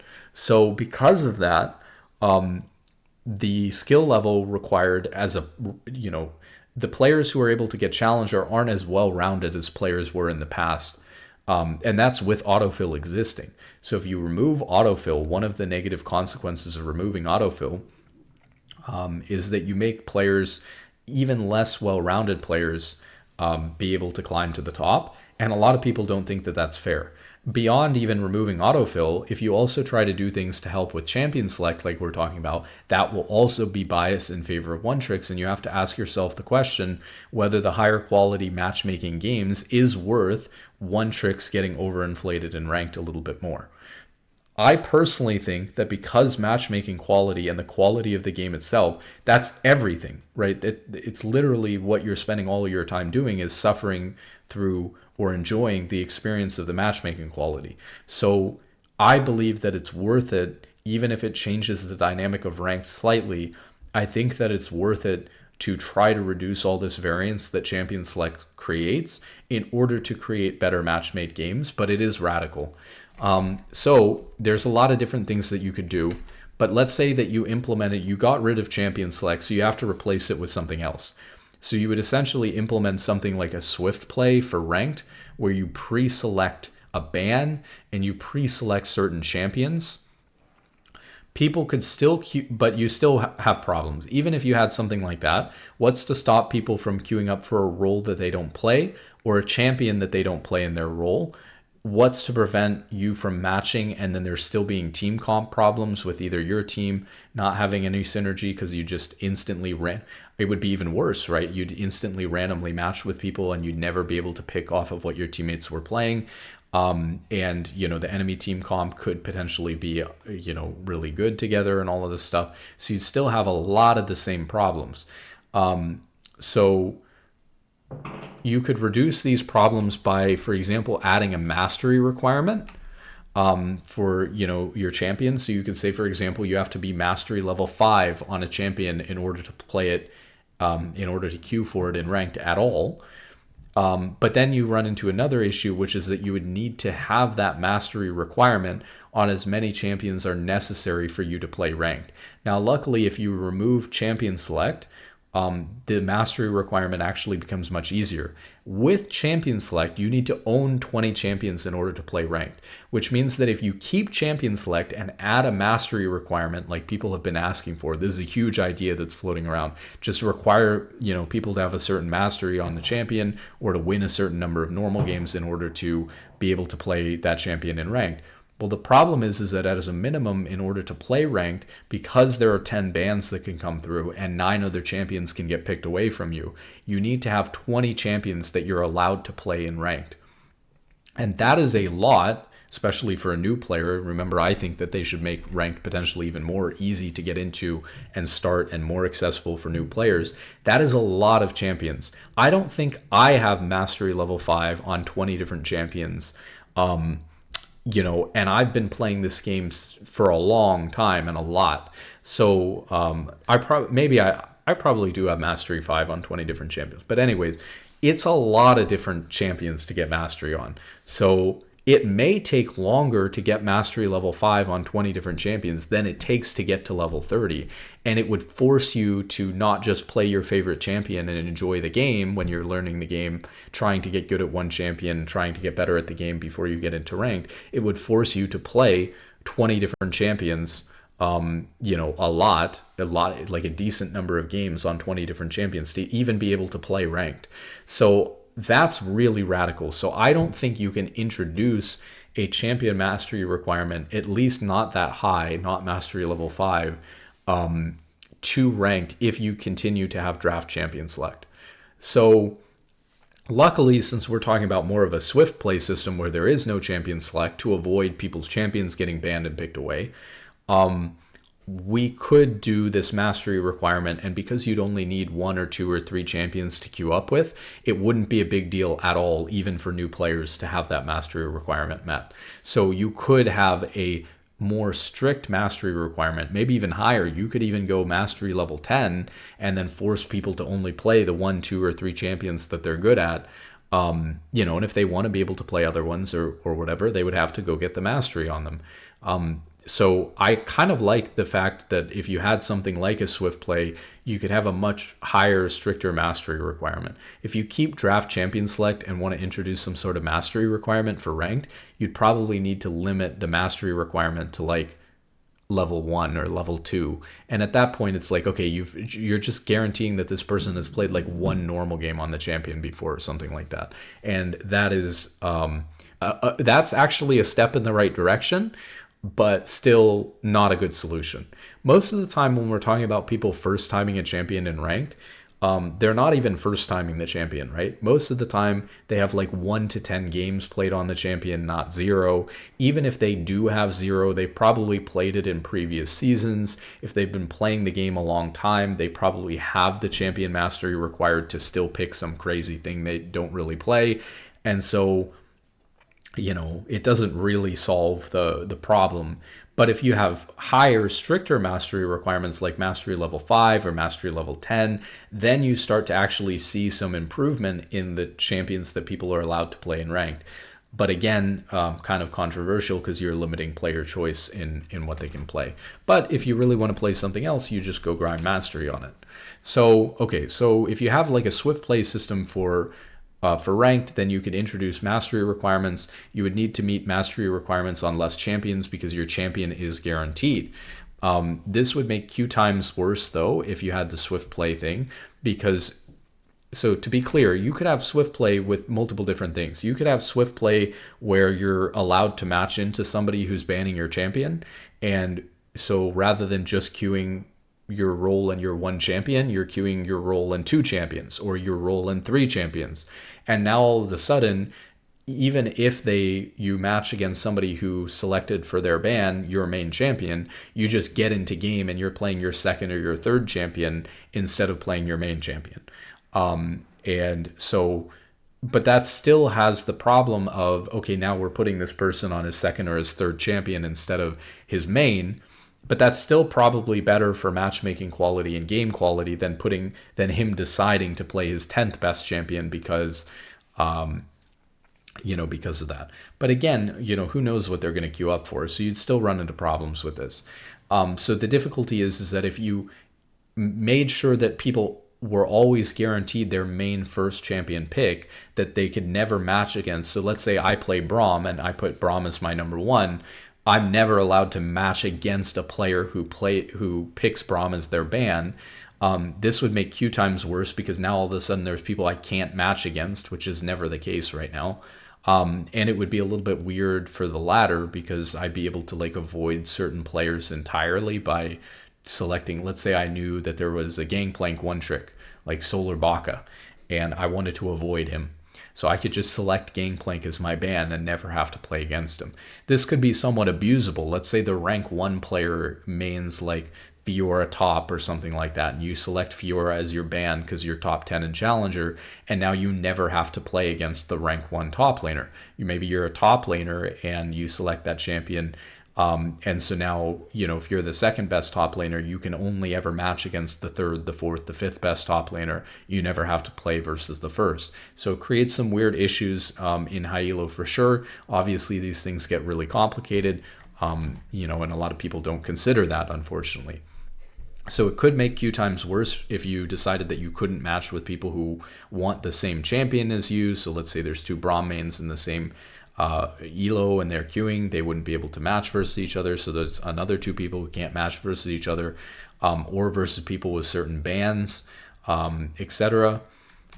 So there are some alternatives, though. You could allow people to match into people who want to ban their champion and just have people queue with a 2nd or a 3rd champion selected, which you would get instead. And this would help with queue times while reducing the quality a little bit because you're playing your 2nd best champion, but still way better to be playing your 2nd best champion, than to be playing some random thing.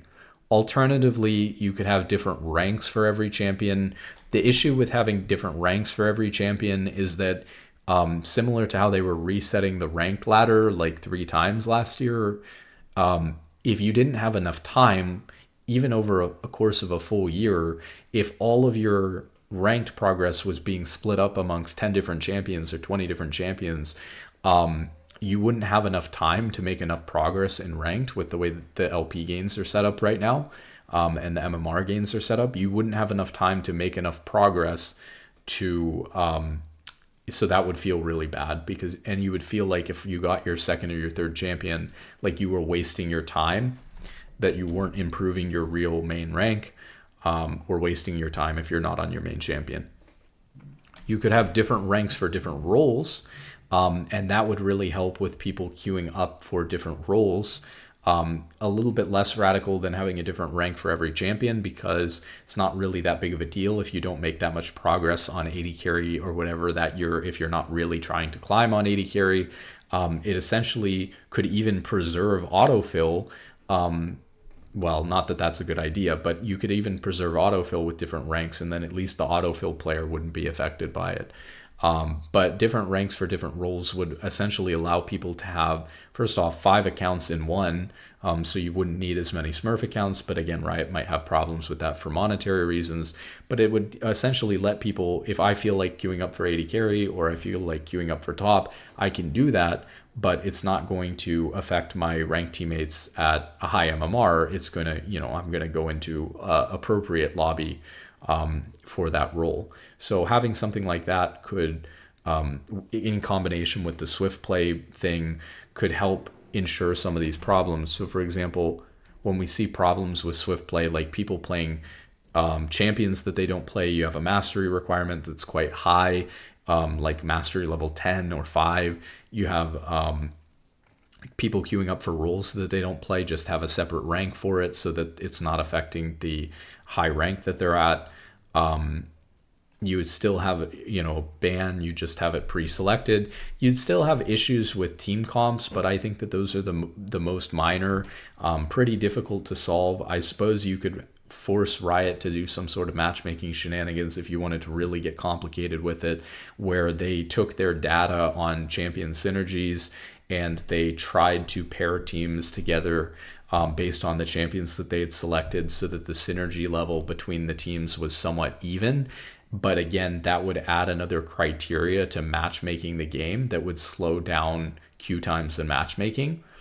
Obviously, another nice thing about doing some sort of swift play type thing for solo queue is that you would really reduce queue times, because obviously you would hop right into loading screen like in swift play. And so getting rid of the entire couple of minutes that you spend in champion select would be really, really good for queue times.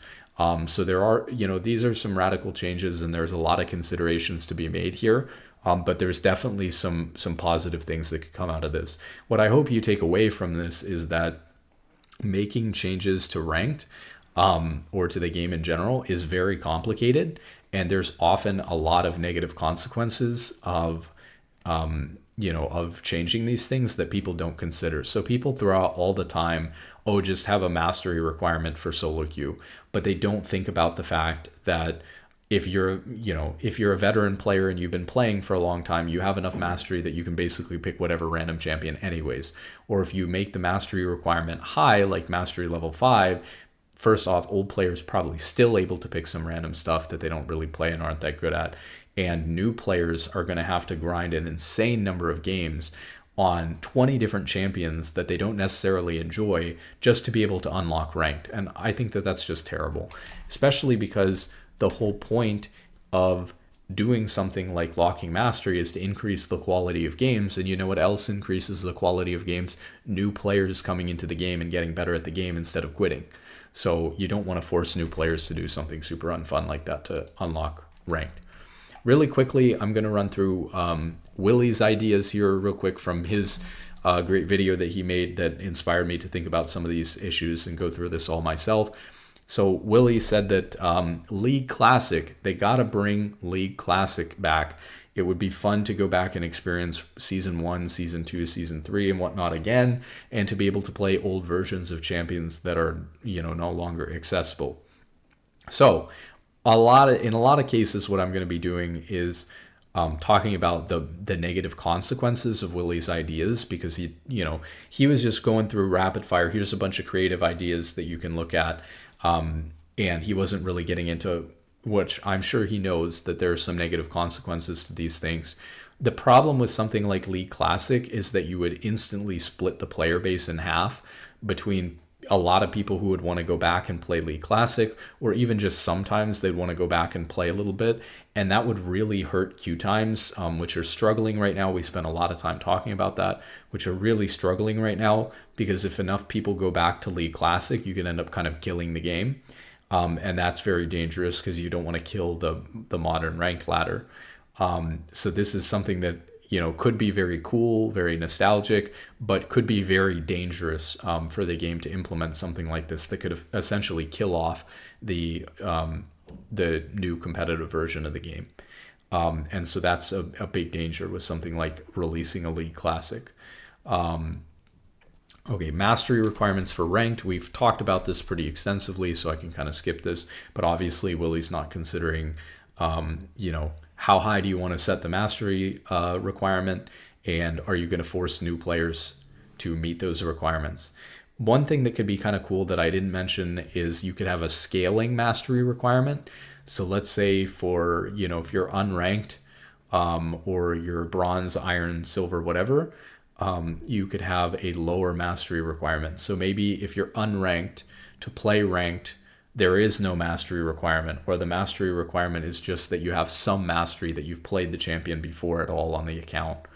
And then maybe once you get into iron, bronze, silver, the requirement is, just that same thing. It's just that you've got some mastery on the champion, so mastery level 1. Then you get into gold, and maybe the mastery requirement kicks up to mastery level 2.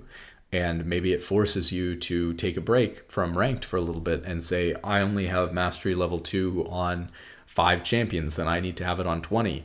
And it actually forces you to go back to normal games for a little bit and be more well-rounded as a player. That would be pretty rare, though, that you've gotten all the way to gold and you only have mastery level 2 on 5 different champions. So hopefully you would have mastery level 2 on at least 10, 15 different champions by then. Mastery level 2 is literally the equivalent of playing 1 or 2 ranked games on the champion.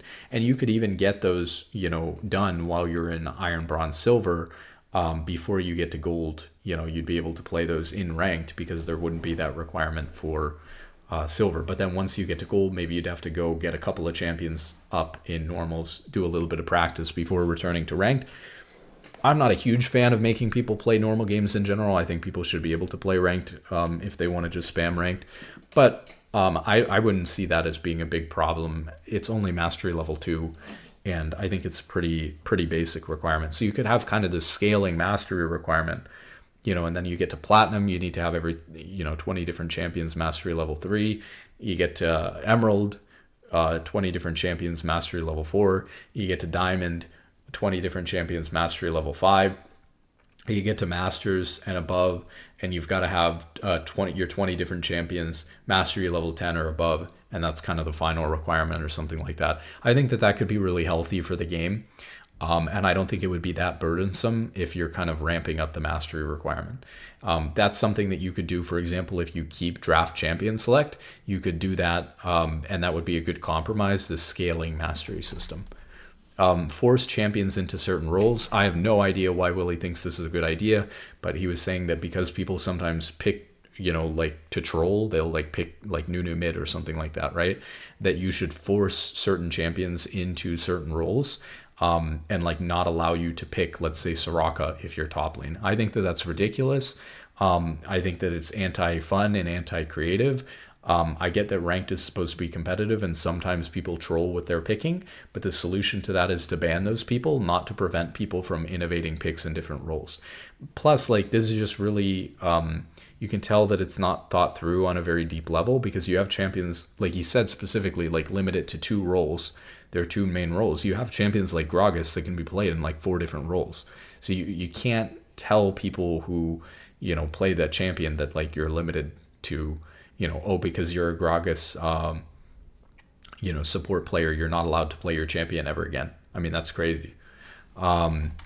He wants this idea to change the LP distribution after a win or a loss, basically so that if one player really inted the game or griefed the game, that player would lose like 50 LP instead of 20, and all the other players would only lose 10. Problem with this is that if you have some sort of system like this that incentivizes people to play for KDA, it's going to radically change the way that people play and change player behavior in a way that's not healthy for ranked or the game, because they're going to feel like it's more important for them to preserve their KDA and not get in trouble and not lose, 2.5 games in one by not being the person who's inting the most. It'll make people demand help and resources and lane swaps and all this stuff, because they don't want to get tagged with more of a loss. And so they'll be trying to mitigate their loss rather than trying to do what's best to win the game. And so I think this is super unhealthy for the game.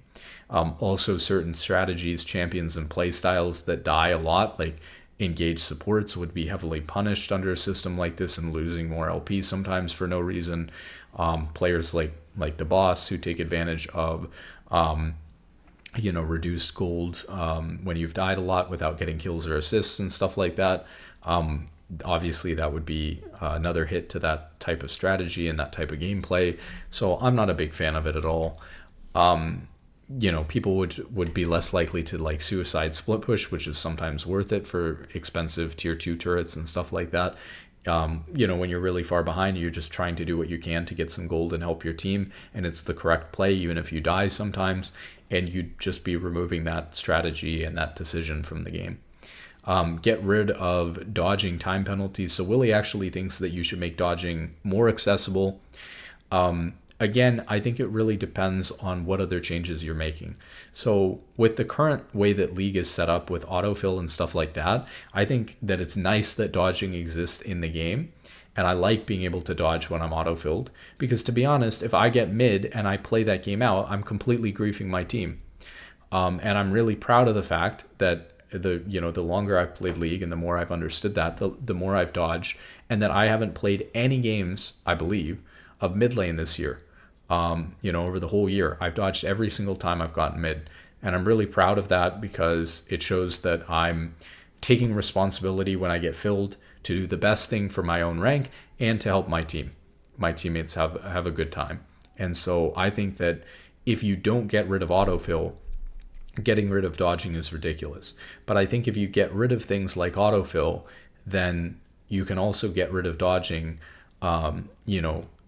It's a little bit of a balancing act there between getting rid of autofill and getting rid of dodging. Getting rid of dodging, as we talked about, will help with the queue times and stuff like that, by not having to remake lobbies over and over again. And it will also help with, in another weird way, when people dodge and they get like locked out for 30 minutes, he's kind of right about the time penalties. That doesn't really make any sense, because you probably had somebody dodge because they were filled or somebody else was filled. So you don't have enough players queuing up right now at that rank, right? And your solution to that is to take a player who wants to play right now and prevent them from playing for the next 30 minutes. It makes no sense. So not only does dodging slow down champion select, but forcing people to wait out of queue also slows down queue and champion select. So the penalty for dodging being a time lockout doesn't make sense, and I agree with that aspect of it at least.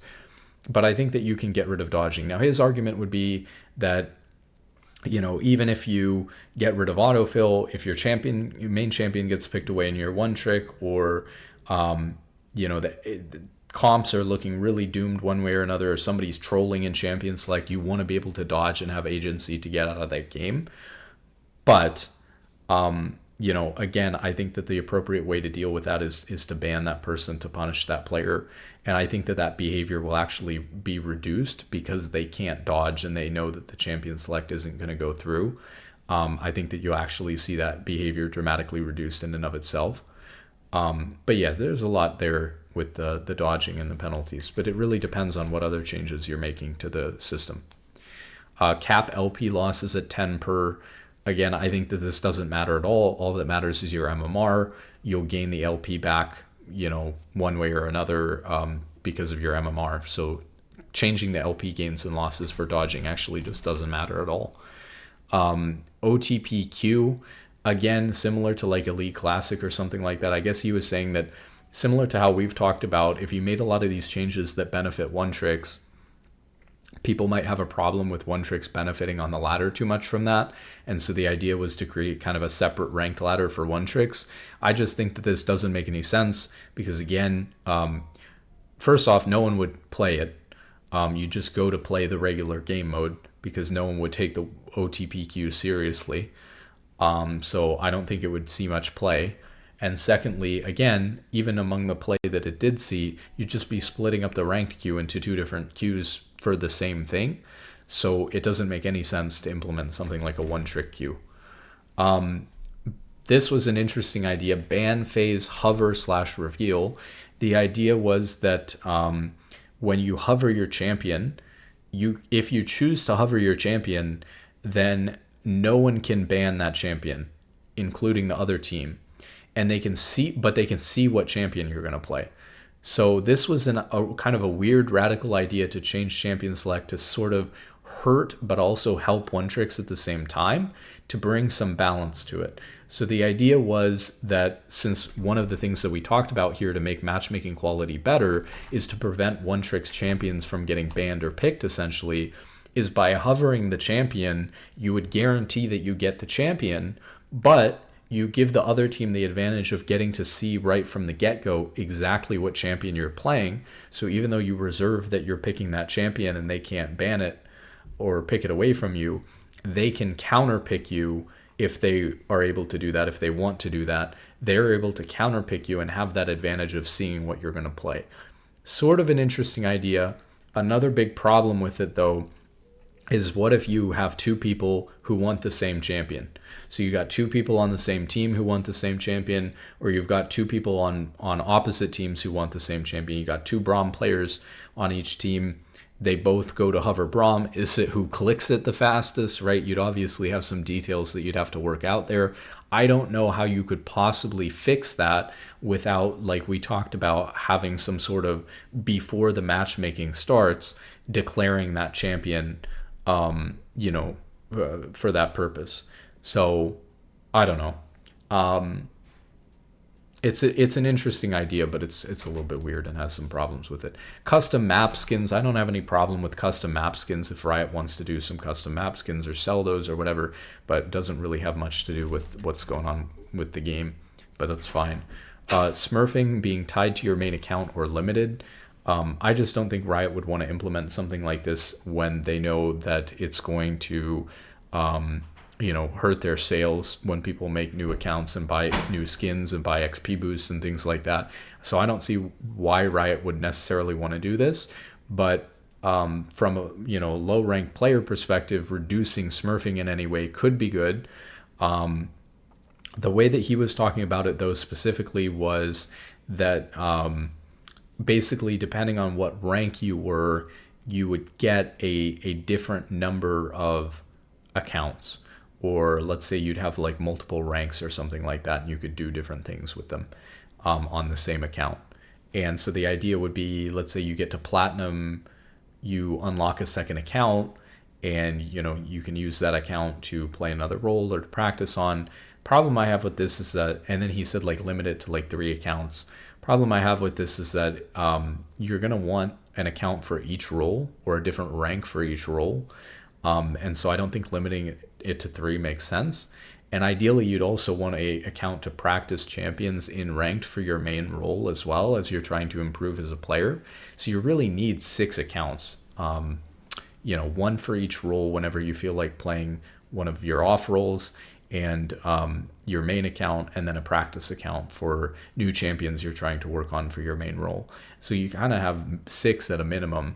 And then obviously a lot of high elo players even have more in case they need 2 practice accounts or an account to duel with their friends on, or an account to not just a practice account, but an account that they can switch to if their MMR on their main account is really bad, or they want a fresh account to start over on. and that's why people end up with so many accounts. There's a lot of different reasons. Limiting it to 3 just doesn't make sense from Riot's financial perspective or from what players want to do. The other problem is, how do you make smurfing tied to your main account? What's to stop someone, just like a new player, from going and putting in their email and creating a new account? And then maybe once they get that account to platinum, they can have 3 Smurf accounts off of that Smurf account. So how do you do that? You would need some sort of phone number ID verification, something like this, which you don't want to do that. Obviously, they have phone number verification, I think, for Clash to prevent smurfing in Clash. But anyways, I just don't think that that's realistic, because I think people are going to be able to get around it to create new accounts anyways. So what is the point of tying it to your main account? How do you even do that? The tribunal. We love the tribunal. Is it tribunal or tribunal? But anyways, regardless, we love this system. I think that this is a great idea and that they should bring it back. It's a good way to essentially create more fair punishments for games. I think a system where players can see chat logs and what's going on in the game and that sort of thing, and players can be, let's say, more lenient with someone who is being a little bit too toxic, but they see that the situation that they're going through, that the other person is like trolling the game, or intentionally trolling the game really hard, and they could at least vote to give a lighter sentence or pardon that person. Let the community have a little bit of say over that. Or let's say vice versa, you have someone who's really trolling a game, and people can see that, and then they can punish that player for that through the tribunal review process. So if you're not familiar with this, back in the day, they had an old system where when somebody got reported and was being considered for like a temporary ban or getting in trouble in any way, the case would be sent to the tribunal, and then players on there could vote on whether they think that the person is guilty or not, and things like that. And I think that this would be a good system to bring back. It would help Riot moderate the game, and it would allow players to help self-police a lot of the behavior in the game that's a little bit hard to detect from Riot's end. Really, you can see it with your own eyes as a player. Similar to what other games have done, you could have maybe some ranked requirements if you feel like it's necessary, or maybe for certain types of reports. You could have ranked requirements for certain types of behaviors that are harder to tell, like whether someone's actually, like chat logs, I think everybody can judge fairly easily. But then you have, other things like whether someone's actually intentionally feeding. It's a little bit harder to tell. You'd probably want maybe a little bit of a ranked requirement for that one to judge that one, or maybe you give more emphasis to people of a certain rank or something. And then obviously for certain things like win trading that really only occur in Masters Plus. So he separated that out like a win traders court, and I put / high elo issues. I think that for issues that you see in high elo, like Masters Plus, I would like to see a Masters Plus tribunal for Master Plus cases for certain types of things, so that players who expect different levels, maybe you just have people of the same rank judging the same cases. What this would essentially help with, at least in some ways, is people who don't understand the game at that level, who wouldn't be able to analyze whether the person's trolling or not. You wouldn't want a gold player deciding whether a master player was inting or actually making the right decision, because the gold player wouldn't know, etc. And so I think that allowing these players to police their other players that are getting reported could be a really good idea. And it could help get people banned who are exhibiting behavior that Riot has a hard time detecting and policing.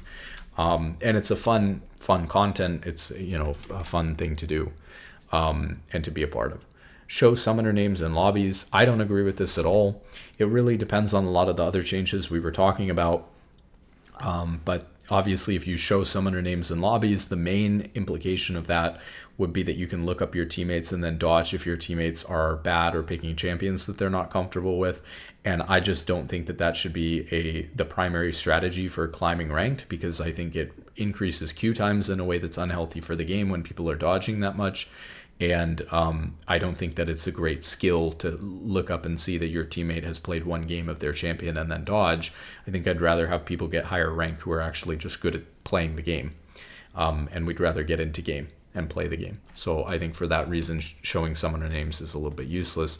But I guess his point was mostly that, like, if he has some, some person he hates playing with, his arch nemesis in his game or whatever, he wants to be able to see that and make a decision.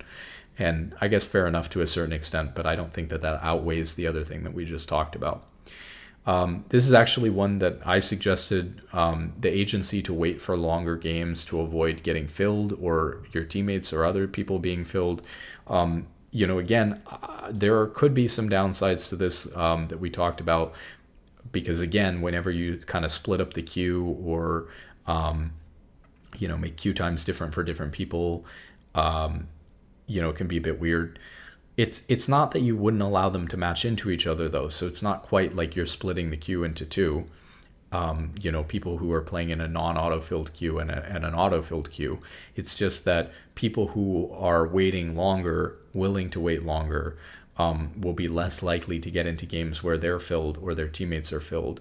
So let's say you have two players and they have two different settings on this. One wants autofill to get into quicker games, and one doesn't care, or one is the opposite, right? So one doesn't care, they're fine with being autofilled if they get into game quicker. One is willing to potentially wait longer to get into a game where there's no autofill. It's not like they're not able to match with each other. If there's a perfectly fine game that's able to be matched without any autofills, then it'll just put those two players together and match them right away. So it's not really preventing them from matching with each other. Now, it would prevent them from matching with each other if, let's say, the player who selected autofill, there's not enough players right now in Masters Plus to put a solid game together. And so the player who selected that they're okay with being autofilled and that they want that in order to get a shorter queue time would be matched into a game, while the player who selected that they didn't want to do that would not be put into that game. And that would actually result in even worse game quality for the player who was forced into that game with autofill, because now there's more likely to be even more autofilled players because you weren't able to take that, let's say, player who didn't want autofill, they weren't put into that game. And so now you've lost, another player who's on roll, who would have normally been forced into that game with the autofill players.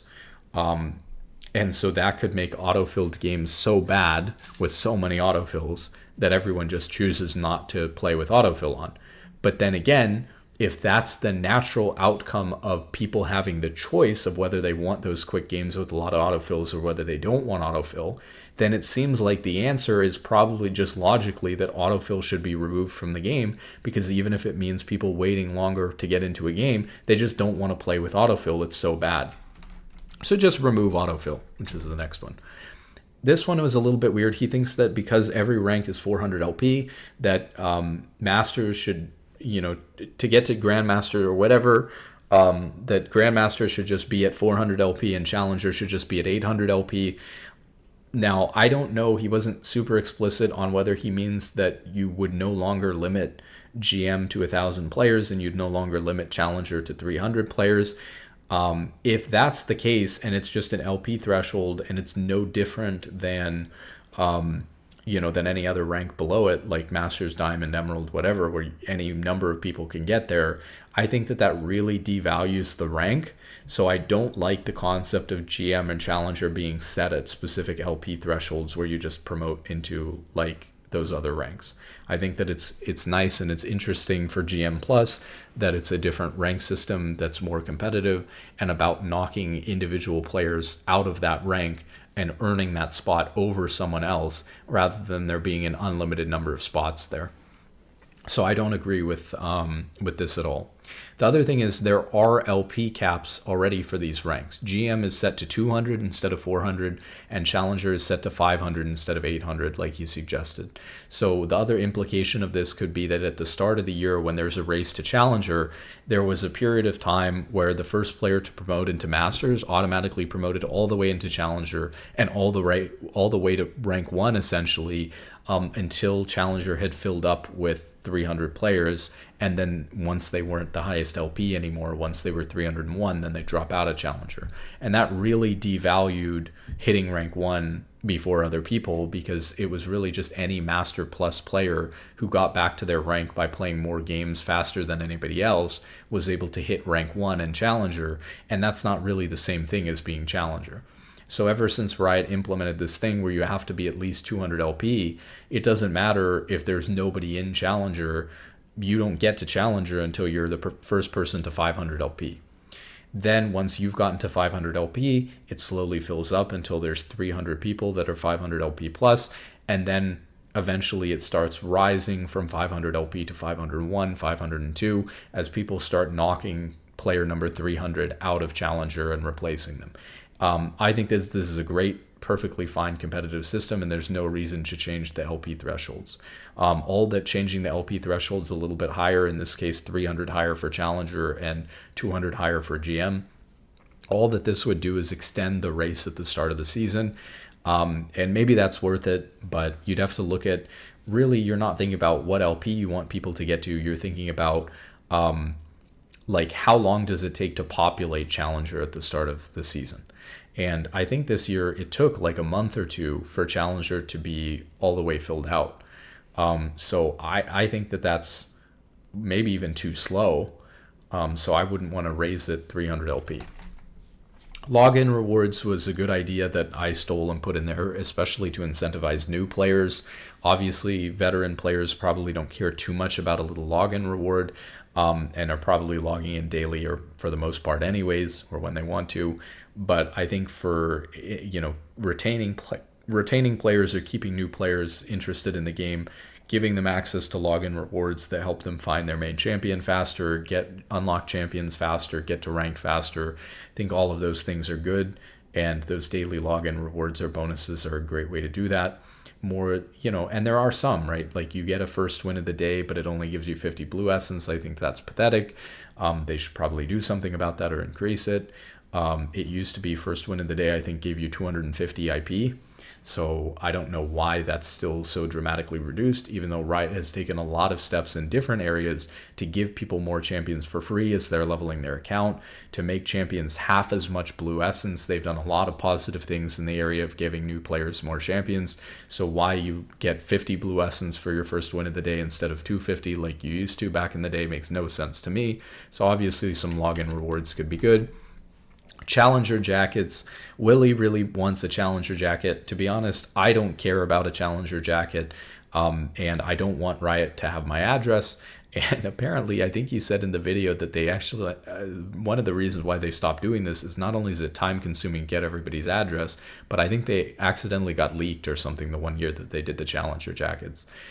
Plus, it's expensive. I think that it's kind of cool to have a physical memento for hitting Challenger, but I don't think that it's super necessary. So, they could do whatever on that. He suggested that they send a postcard or something. I don't know about a postcard either. The address thing still bothers me, so I would decline. But I think it could be cool. I mean, they could do something that's a lot cheaper than a nice leather jacket. They could send a little coin or something, kind of the equivalent of like a YouTube play button for hitting Challenger. And I think that that would be a cool little thing to incentivize people to care about ranked a lot and to try really hard and to get high elo more competitive at the end of the year, and and more people playing and competing for those spots. I think a little something could be cool, but it doesn't need to go that far. Content creation challenges. This is kind of an interesting idea, and I really relate this to like there not being enough community engagement.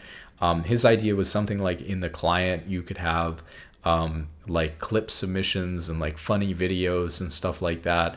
And essentially you could have like play of the week and play of the day, and people could just submit their clips. Maybe it'd even get people to use the highlight feature that no one uses in the replay system that no one's ever figured out. You could basically have a system where you go into a replay, you create that highlight, and then you submit that into the daily clip thing, and it'd be super fun. And you'd have like, random players being featured on the client all the time, and fun clips to watch while you're in queue or interacting with the client, that sort of thing. I think it would just be good for community engagement. I don't really see a problem with it, and doing better things with the client like this is just a good idea. This was kind of like meet the team, meet Riot events. I think that they don't necessarily need to do a ton of this. I think that the league community and the way that we share ideas like this, for example, happens a lot online and through videos like this, and it doesn't have to be like an in-person meeting. And Riot obviously does meet in person with some of the bigger, higher level content creators that are out there to discuss the game, as well as in general do a pretty good job of at least hearing and listening to community feedback. They don't always respond, and a lot of reasons why they don't always respond is because you get a lot of half-baked ideas that don't even acknowledge the downside of those problems. I think this was about the Reddit being dead or something like that. I haven't used the Reddit in a long time, which, well, there you go, it's kind of dead.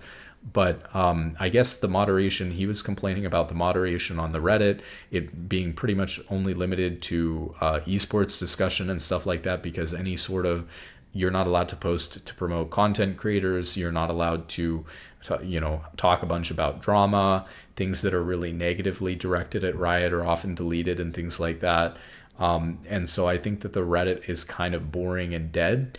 And for that reason, I think that sucks. In my opinion, again, the decentralization of the community spaces for League, like the forum used to be, the forums, I think that's just bad. And obviously Reddit and Discord are not doing a good job, in my opinion, of creating that community environment, especially because the moderators suck and are, well, I won't say any more than that, but okay.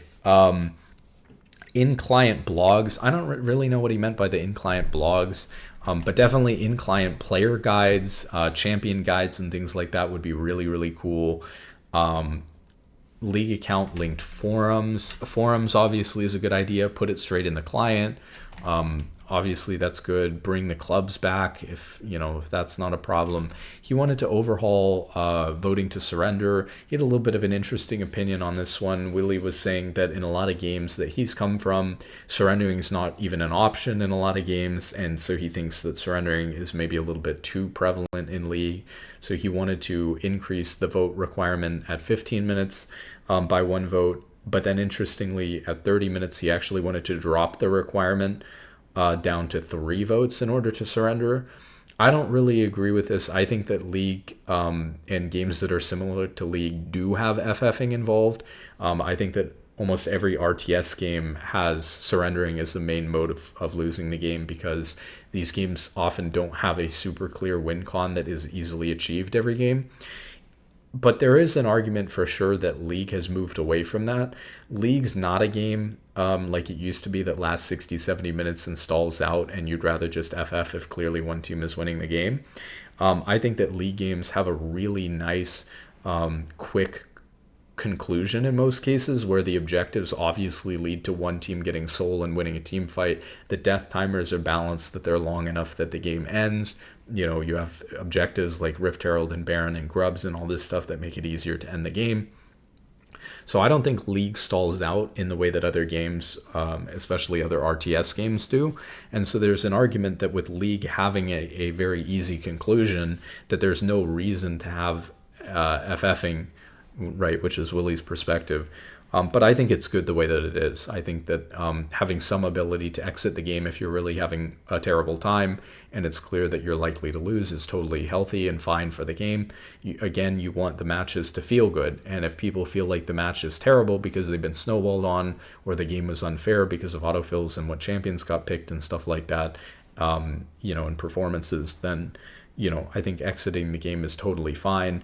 I'm a player who personally doesn't FF pretty much ever. But that's just me personally.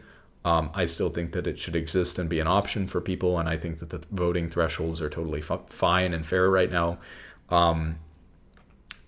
Let's see. Yes, I mean, that's about it. I guess I would say if I was learning the game, though, I think I would FF every game.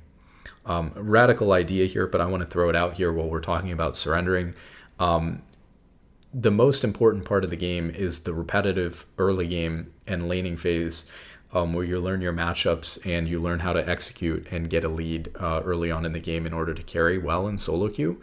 And getting to play that more often, getting to play more games in a shorter period of time is really, really good for improvement. And so we've seen like Korean teams and stuff like that are doing this in scrims where they're just stopping their scrims at 15 minutes, pausing and going next, because they're able to practice more drafts, learn more from the drafting in the early part of the game, and really hone in on those skills rather than spending the extra 15 minutes at the later part of the game just sort of like team fighting and moving around objectives and stuff like that in a way that's teaching them the game slower than being able to execute the early game really well, where because League is a snowbally game, if you get ahead early, you're just able to close those things out automatically pretty easily anyways. So it's not as worth practicing as the early game is. So for those reasons, if I was starting over and had a different mentality, I think I might try to FF every game in order to improve faster. And you might think, well, that'll hold you back as a player, make you climb slower. But the crazy thing is it doesn't, because when you lose a game, your MMR goes down, which means your next game is easier to stomp and win. So actually, in the long run, it doesn't even change your MMR. All that matters really for your MMR is how good you are as a player, where you're capable of peaking at. That's all that matters for your long run MMR. And if you are able to increase that rank where you're able to peak at and how good you are as a player by FFing more frequently, then actually you'll get better or faster in the long run. And your rank will go up more by FFing, interestingly enough. So that's kind of an interesting concept. I want to go back here for a second and say that one of the things that I mentioned but didn't really talk about balanced matchmaking, which was a huge piece of this, is snowballing, which I briefly mentioned. So one of the other things that happens is that League is a very, very snowbally game. So even if the matchmaking puts you with 5 people to get together, you get through champion select, you even all get and pick your most played main champion. And so you get into game and you have one of the rare, pretty well balanced games. The issue is that even with a pretty well balanced game, what that means is that if you ran that game with those champions picked 100 times or 1,000 times, that both teams would win about 50-50, or 500 and 500. But in an individual single game, that doesn't mean every individual single game is going to be 20 kills to 20 kills super even. What's likely to happen in a game like League is when you start getting ahead or behind, when you get ahead, the game becomes easier and easier to play. And when you get behind, the game becomes harder and harder to play. When you die once, it becomes easier to die again. And so what will often happen is then you'll have a perfectly balanced game, or one of the rare nicely balanced games, and then an invade will happen. And all of a sudden, the game is skewed heavily in favor of one team, and they have an item advantage and an XP advantage, and they get to lane at a different time than you, and now they have a bigger XP advantage, and all of a sudden the game blows up in a way that's super heavily favored towards another team. So even once you get out of champion select, when you get into game, the snowbally nature of the game makes it really hard to come back. This doesn't exist in any other major games. Like in sports, doesn't exist at all. So when you're ahead in points in baseball or in football or in soccer or in basketball, there is no penalty to the losing team. The losing team is just as likely to be able to score points and just as likely to be able to defend from points as the other team is. Same thing with, or to a lesser extent, with a game like CSGO. CSGO has kind of multiple points where the power level of the teams is reset, because if the team wins the first round, the pistol round, they'll get ahead a little bit for a little while. So they'll have like maybe 2 rounds where they have better weapons than the other team. And so usually they'll go up, maybe 3-0. But then the other team has saved enough money that now they have the same items as each other. They have the same guns, same equipment, same everything. And then they go at each other, and the other team is at least getting to play 1 round every couple of rounds on even footing. And if they win that round, now the other team is poorer, and now they have an opportunity to go and win a couple of rounds themselves. So there's this natural back and forth and ability to come back that's built into the game. Even with a game like Overwatch, for example, there's a mechanic like this, I think, with Overwatch where, let me see if I can get this right. I think it's with the ultimates or something like that. It's the same thing. There's not items and XP in Overwatch and CS:GO in the same way that there is in League. And so in a game of Overwatch, even if you're losing the objective and you're losing in points or whatever, or you haven't pushed the card enough or whatever, you get to a point where all of your teammates, even if you've been losing, even if you've been getting shit on, you get to a point where all of your teammates respawn, all of your ults are up, and now you're able to 5v5 on completely even footing with the enemy team. So they've gotten to get a lead for a little bit. They've gotten some points on the board, but there are always points in Overwatch and CS:GO in every major sport where the teams are on completely even playing field. League is a very unique game, for better or for worse, where you snowball so hard on the enemy when you're better than them early that they just can't play the game and they have a harder time doing anything to you the whole game. This can create a very fun experience if you're ahead, because when you get ahead, you get to experience the power of being ahead, and you just get to have this easy, fun experience when you're ahead over the other players, and you get to really dominate the other team in a way that you can't necessarily do as easily in those other games. But the downside to that is when you're on the losing end of that, it feels really bad, because even if you're evenly skilled with the other team, even if the other team is worse, if you had a bad start to the game, it can be difficult to come back because, or at least the comeback isn't really in your hands because of how snowbally League is. Now, a lot of older League players like that League is snowbally like this because it's what they're used to. They picked the game, obviously, through selection bias because they liked that that was how the game worked and that it punished players for being bad and for being behind. And it creates this demand for high skill from the first minute of the game where you're paying really good attention and playing your best. But a lot of players who want just close competitive matches don't like this, and they want more comeback mechanics in the game.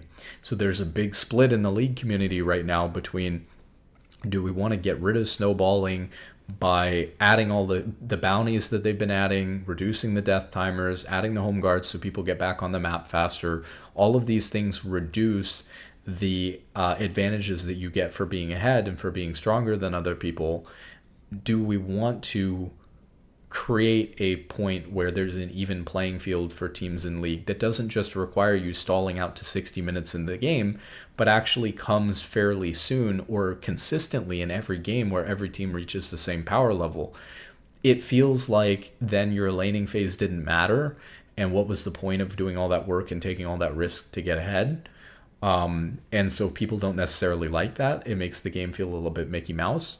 It's definitely not the game that it used to be when you have the crazy objective bounties and the champion bounties, but it can create for a more balanced feeling experience for solo queue, because when you have a pretty decently balanced game, even if one team starts snowballing on the other team, they will, of course, inevitably make mistakes because it's solo queue, especially at most ranks. They're going to make a lot of mistakes.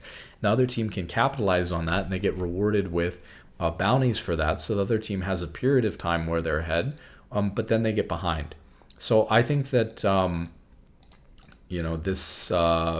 this is kind of an interesting concept here, that snowballing also leads to this perception of unbalanced matchmaking. So people think, for example, that if the game gets snowballed 20-3 and the game's just lost at 15 minutes, that the matchmaking was super terrible and that the game was really unbalanced. But sometimes that was just because all three lanes happened to lose, even though they were matched pretty fairly. And if you ran that game again 100 times, sometimes you'd be winning 20-3.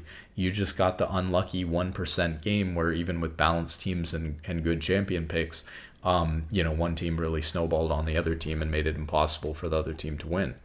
So, when you have two evenly faced teams, they're not going to be 20 kills to 20 kills every game out of 100 games, 100 out of 100 games. It's like, no, there's going to be like 10 games in the middle where it's 20-20, and then the vast majority of games are going to be snowballing really crazy one way or another because it's League.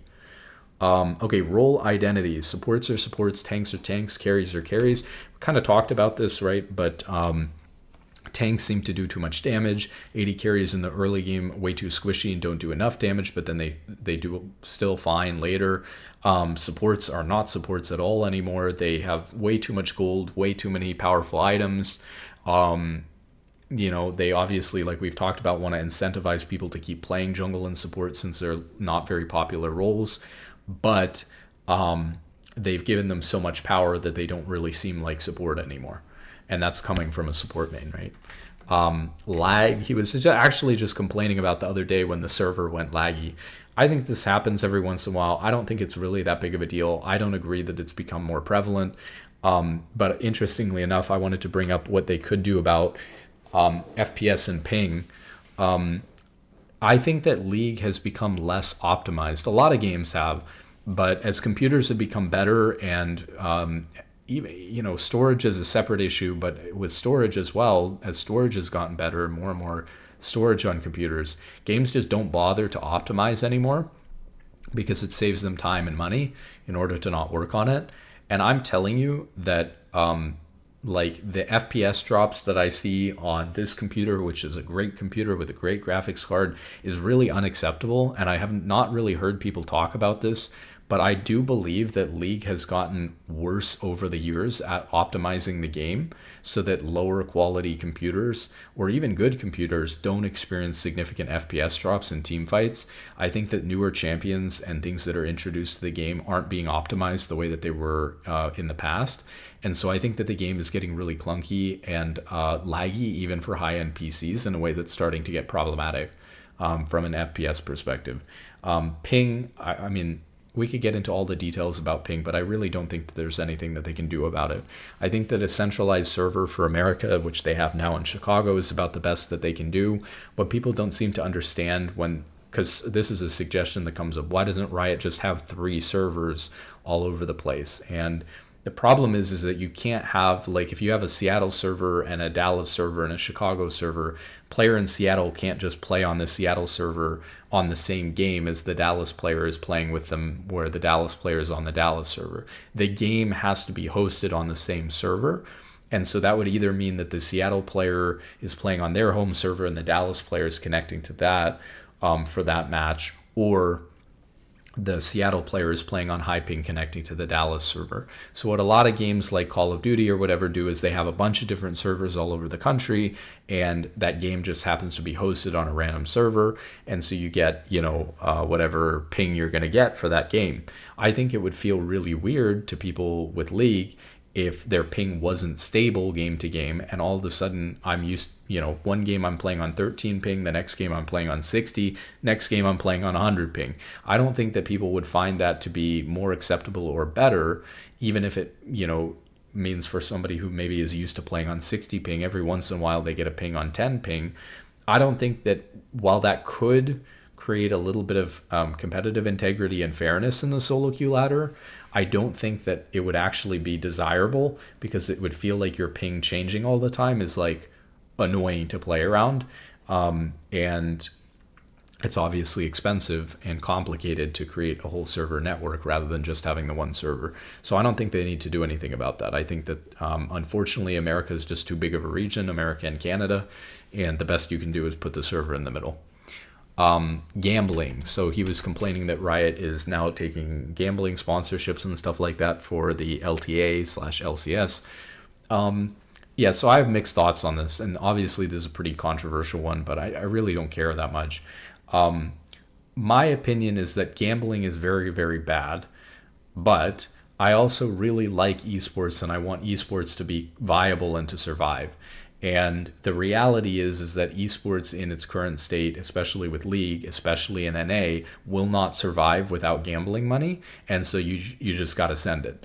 I don't think that Riot is particularly evil for doing this. It's been 12 years of them holding out on doing this since the LCS was created in 2013. They have held out for 12 years not cashing in on the gambling thing. And they're only doing it now because they have to. My big problem with the gambling thing is it's bad, and they wouldn't have needed to take the gambling sponsorship had they not ruined the LCS in the first place. So that's my issue with it, is we could have continued to avoid taking the gambling sponsorships if we hadn't ruined the LCS. But that's, again, a whole topic for another video, because, again, the esports thing is a whole nother can of worms, and we're already way too deep into this one. IP and hardware bans. Sure. I mean, I think that they may actually have IP and bans. I don't know about hardware bans or whatever, but I mean, I'm pretty sure that they have stuff like this, but it's pretty rare, right? But obviously Tyler got like IP banned or whatever, right? Or like completely permanently banned or whatever back in the day. So I'm pretty sure they do stuff like this. Loading screen tips being updated to modern stuff. I mean, this is fine, but very minor. He wanted like Twitch borders when you're loading into the game so that people can like click on it and see your Twitch stream. I think that these streamers have the big C. I think that this is really stupid because it'd be really easy for people to stream snipe you when they're playing against you, and I really don't want this. He says, well, it's on the streamers to have a map cover and a delay or whatnot, but yeah, this is just ridiculous. To be honest, if you need the viewership from like 2 people in your game clicking on your stream, you might have a bigger problem with your stream. So I don't think Riot needs to implement this at all. This is just a funny one.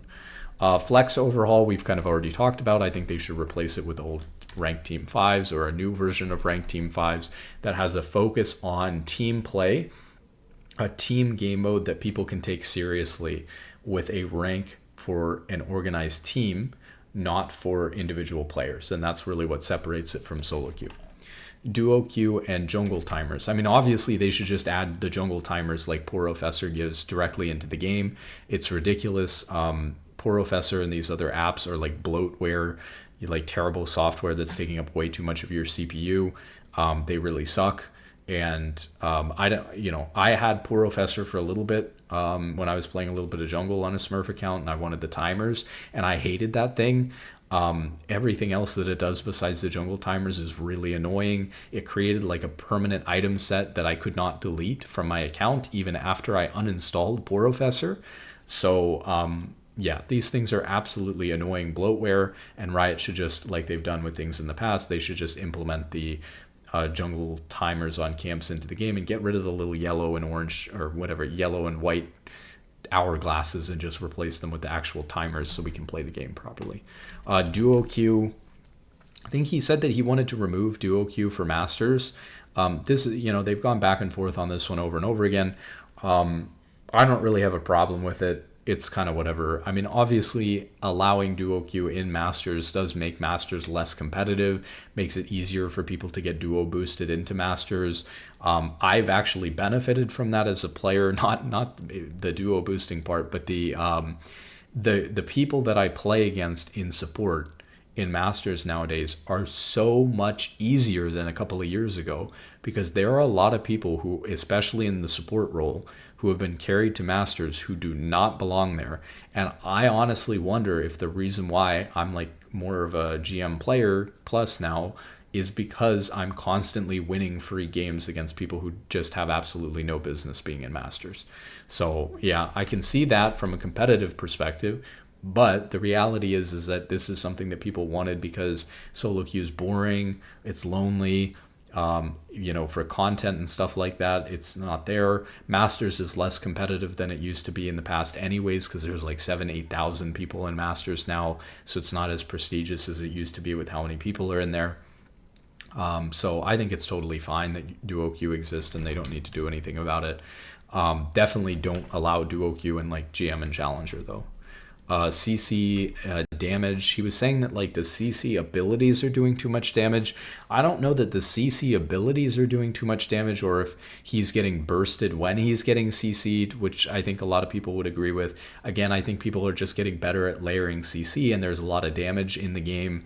And I agree, there's nothing that feels fun or strategic about getting hit with one CC, and so now because you've been hit with one CC, it's impossible for them to miss anything else on you, and you just get layered and instantly killed before you can do anything. I think it's ridiculous. So I agree that the CC / the damage really that's coming from the CC and the ability of people to CC layer right now is a little bit too strong.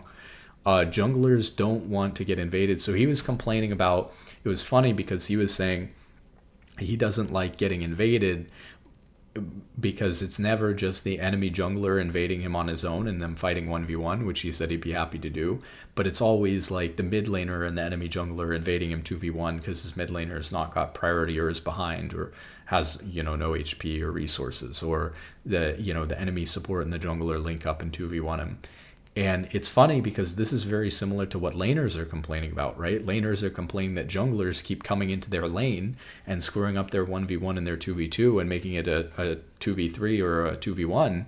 And actually, it's funny because at least for Willie, junglers are complaining about the same thing. So, I don't think it's a serious solution, but like put up the wall between jungle and the lanes, either literally or figuratively, because junglers don't want 2v1'd and laners don't want 2v1'd, especially in the beginning of the game. They want their consistent laning phase and farming if you're a jungler to matter. And so his solution was make the jungle camps respawn faster so that junglers don't have as much time to gank. And he also wanted some debuff for enemy champions entering his jungle early, like a 10% slow or something like that, so that invading was harder. I don't know about that, but that's, that was his thoughts. I would say, I don't know why, because I made a video about how kind of no matter what you do to jungle camps, it seems like it doesn't actually help prevent junglers from ganking. But I actually think that maybe just speeding up the spawn timers would work. I don't really see what the downside would be. You'd have to adjust other things too. So if you just speed up the spawn timers and they're worth the same amount of gold and XP, then junglers would just be stronger, right? You'd just be buffing jungle if they were power farming. So I don't think that that's good. So you have to reduce the XP and the gold that the camps give so that they're getting the same amount of gold and XP, but that they're respawning faster, so they constantly have to be full clearing in the beginning of the game, so that they can't gank as much, or at least that it's riskier if they do go for a gank that looks really good. So they only go for it if it's really good and obvious that the laners are in trouble. So I can sort of see where he's coming from with that.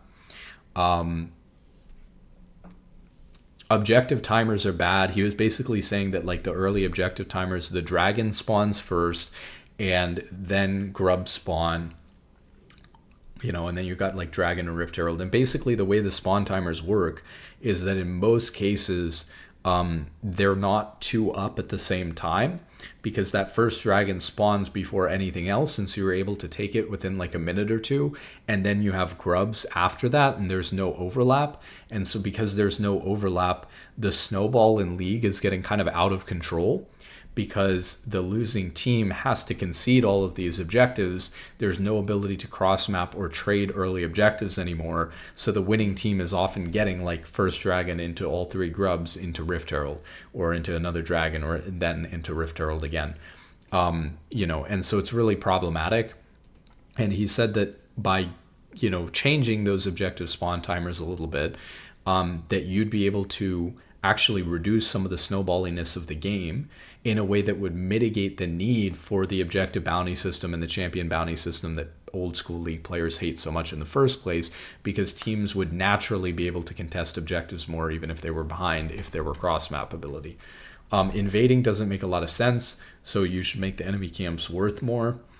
I guess I'm seeing that this is a little bit counterintuitive with this first point about not wanting to get invaded.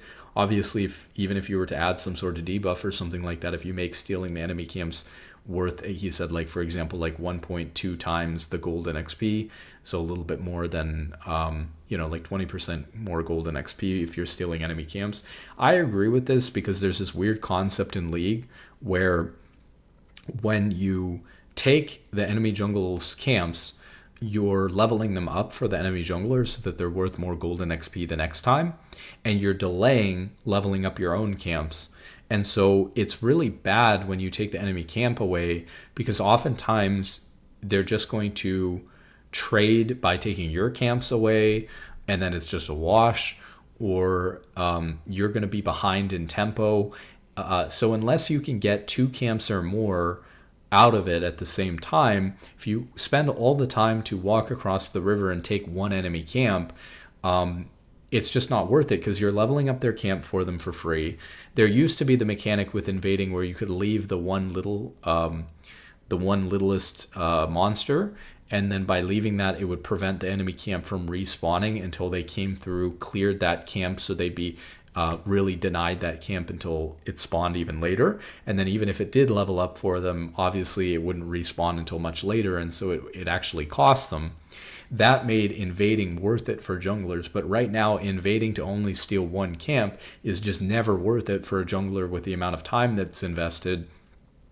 Because by the time they walk back and do their camps, they're so far behind on tempo, they're so far behind on their own clear, and they've made their own camps level up so much slower by taking the time to walk across the river and do the one enemy camp while also leveling up their camp for them, that actually becomes not worth invading at all. So invading right now doesn't make a lot of sense unless you can take like somebody's whole quadrant away or at least two camps. And so it's really risky to invade. And he thinks that makes jungle a little bit boring, and that your ability to punish the enemy jungler for doing certain ganks and stuff like that is diminished because of that. And I kind of agree with that. But of course, if you increase the reward for invading, he would get invaded more. But, whatever. Solo laner's XP is too strong. I don't agree with this at all. We just disagree. But he's basically saying that like a jungler can't contest a really snowballing solo laner in like top lane or mid lane because they're always like 2 or 3 levels ahead of everybody else if they're really far ahead and they're killing over and over again. But I think that that's the reward that they get for snowballing on their lane opponent being that far ahead. And I think the jungler, despite the XP disadvantage, if the enemy is like 10-0 in top lane, that's top lane's only ability to have impact on the game is by going 10-0 and getting an XP lead.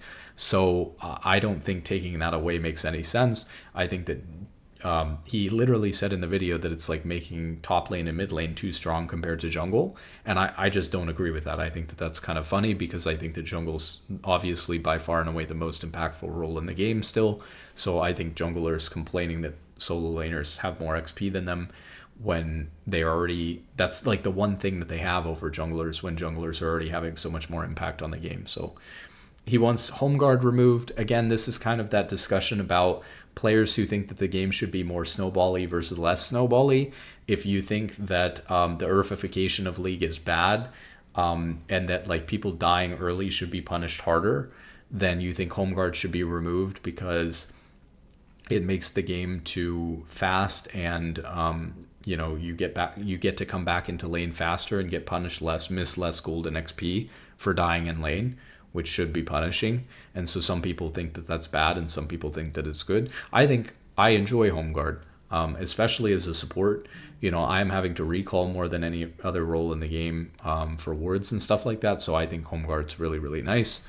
ADC should be tankier early, squishier later. So he said, for example, just like make ADCs have like a little bit more armor and magic resist early and a little bit less armor and magic resist later, and it would be the same power level more or less, and it would feel so much better for them to play because they can't handle the early game. And I sort of agree with this. I don't know that I would go with the approach of the armor and magic resist. I think that the health buffs were good. They actually gave a bunch of AD carries a couple of years ago just a bunch of HP across the board. They all got a little bit of increase to their starting HP. Again, like a durability update part 3, I think they should just do it again. It just didn't hit hard enough. They should do it again. It was a great success to give those 80 carries, that extra 50 or 80 HP level 1, and they should just hit them again. Let's see. Items are limited. For example, tenacity items are only for certain classes items, and Omnivamp is only the 1 AP item. Yeah, I agree. Totally agree with this. I think that these are just 2 examples among many of so many areas where they could offer so many different stats to so many different classes and so many different other ideas and items to different classes that could really shine. There's so many areas where it's like, is there an enchanter magic resist item or an enchanter armor item? Is there a tank support item that is really magic resist focused? No. All of them are armor focused. You've got like Locket, Knight's Vow.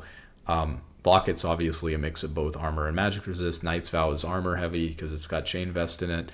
Trailblazer's armor heavy because it's got chain vest in it, and then you've got Knight's Vow is armor heavy because it's got chain vest in it. So of the 4 tank support items in the game, 3 of them have chain vest in them. Locket is the only one that gives you a mix of magic resist, or any magic resist at all. And on top of that, yes, you're playing in bot lane where you're against some AD damage, but that makes playing against mage or poke supports really annoying because there's not good itemization against it early. And then on top of this, you get more armor naturally than you do magic resist. So it makes tank supports way over heavily indexed on armor with the items that they're trying to build because of the cost and the actives and the passives. And there's just no good build options. So again, there's so many other items that they could add to make the game a little bit more interesting and creative. And again, try to balance the items so that you actually have a 50-50 choice between going things like Liandry's or Luden's, or a 50-50 choice between going Blade of the Ruined King and Kraken Slayer or Yuntal or whatever. You can get there. If you try to balance the items, you can get there. But yeah, more items would be better for more creativity. Max HP damage isn't balanced or fun. I don't really know about this one specifically, because I know that it's really necessary for a lot of the way that top lane is balanced. So I worry that radically changing this would really screw with top lane a lot. You might get into a giga tank meta if you were to like get rid of percent max HP damage. But I agree, it's certainly one of the reasons why like the game is in a weird balance state when it comes to damage, is because no matter how much HP you have, people with percent max HP damage will just come and shred you like crazy. And in particular, items like he was talking about Liandry's and the other AP item that has a burn, Faded Ashes, he basically said were super necessary on any AP jungler in order to clear, and they do so much damage that they're just kind of unbalanced and ridiculous, and I get that as well. And then again, we've already talked about this, but trying to reduce one-shots so that the game is more strategic instead of like you're playing an FPS game or something like that where you just get tapped in the head and blown up in 1 second. So with that being said, let me know if there's other ideas about the game that haven't been mentioned here. Obviously a long one, but there's a lot of suggestions that people have made all over the place related to how you can help League or fix League. And obviously there's a lot of downsides, and people don't spend the time to think about how the downsides could impact the game. Obviously, that's why Riot is conservative on pulling the trigger on a lot of these changes, because people don't consider what the downsides would be. But certainly there's a lot of good ideas in here that Riot can take away. And that's just me and Willie going at it. I mean, you get the people at the team at Riot going on it, and you get some other people who have their own ideas and stuff like that. And I'm sure we're off to the races with saving the game. So with that being said, good luck in solo queue and have a wonderful day.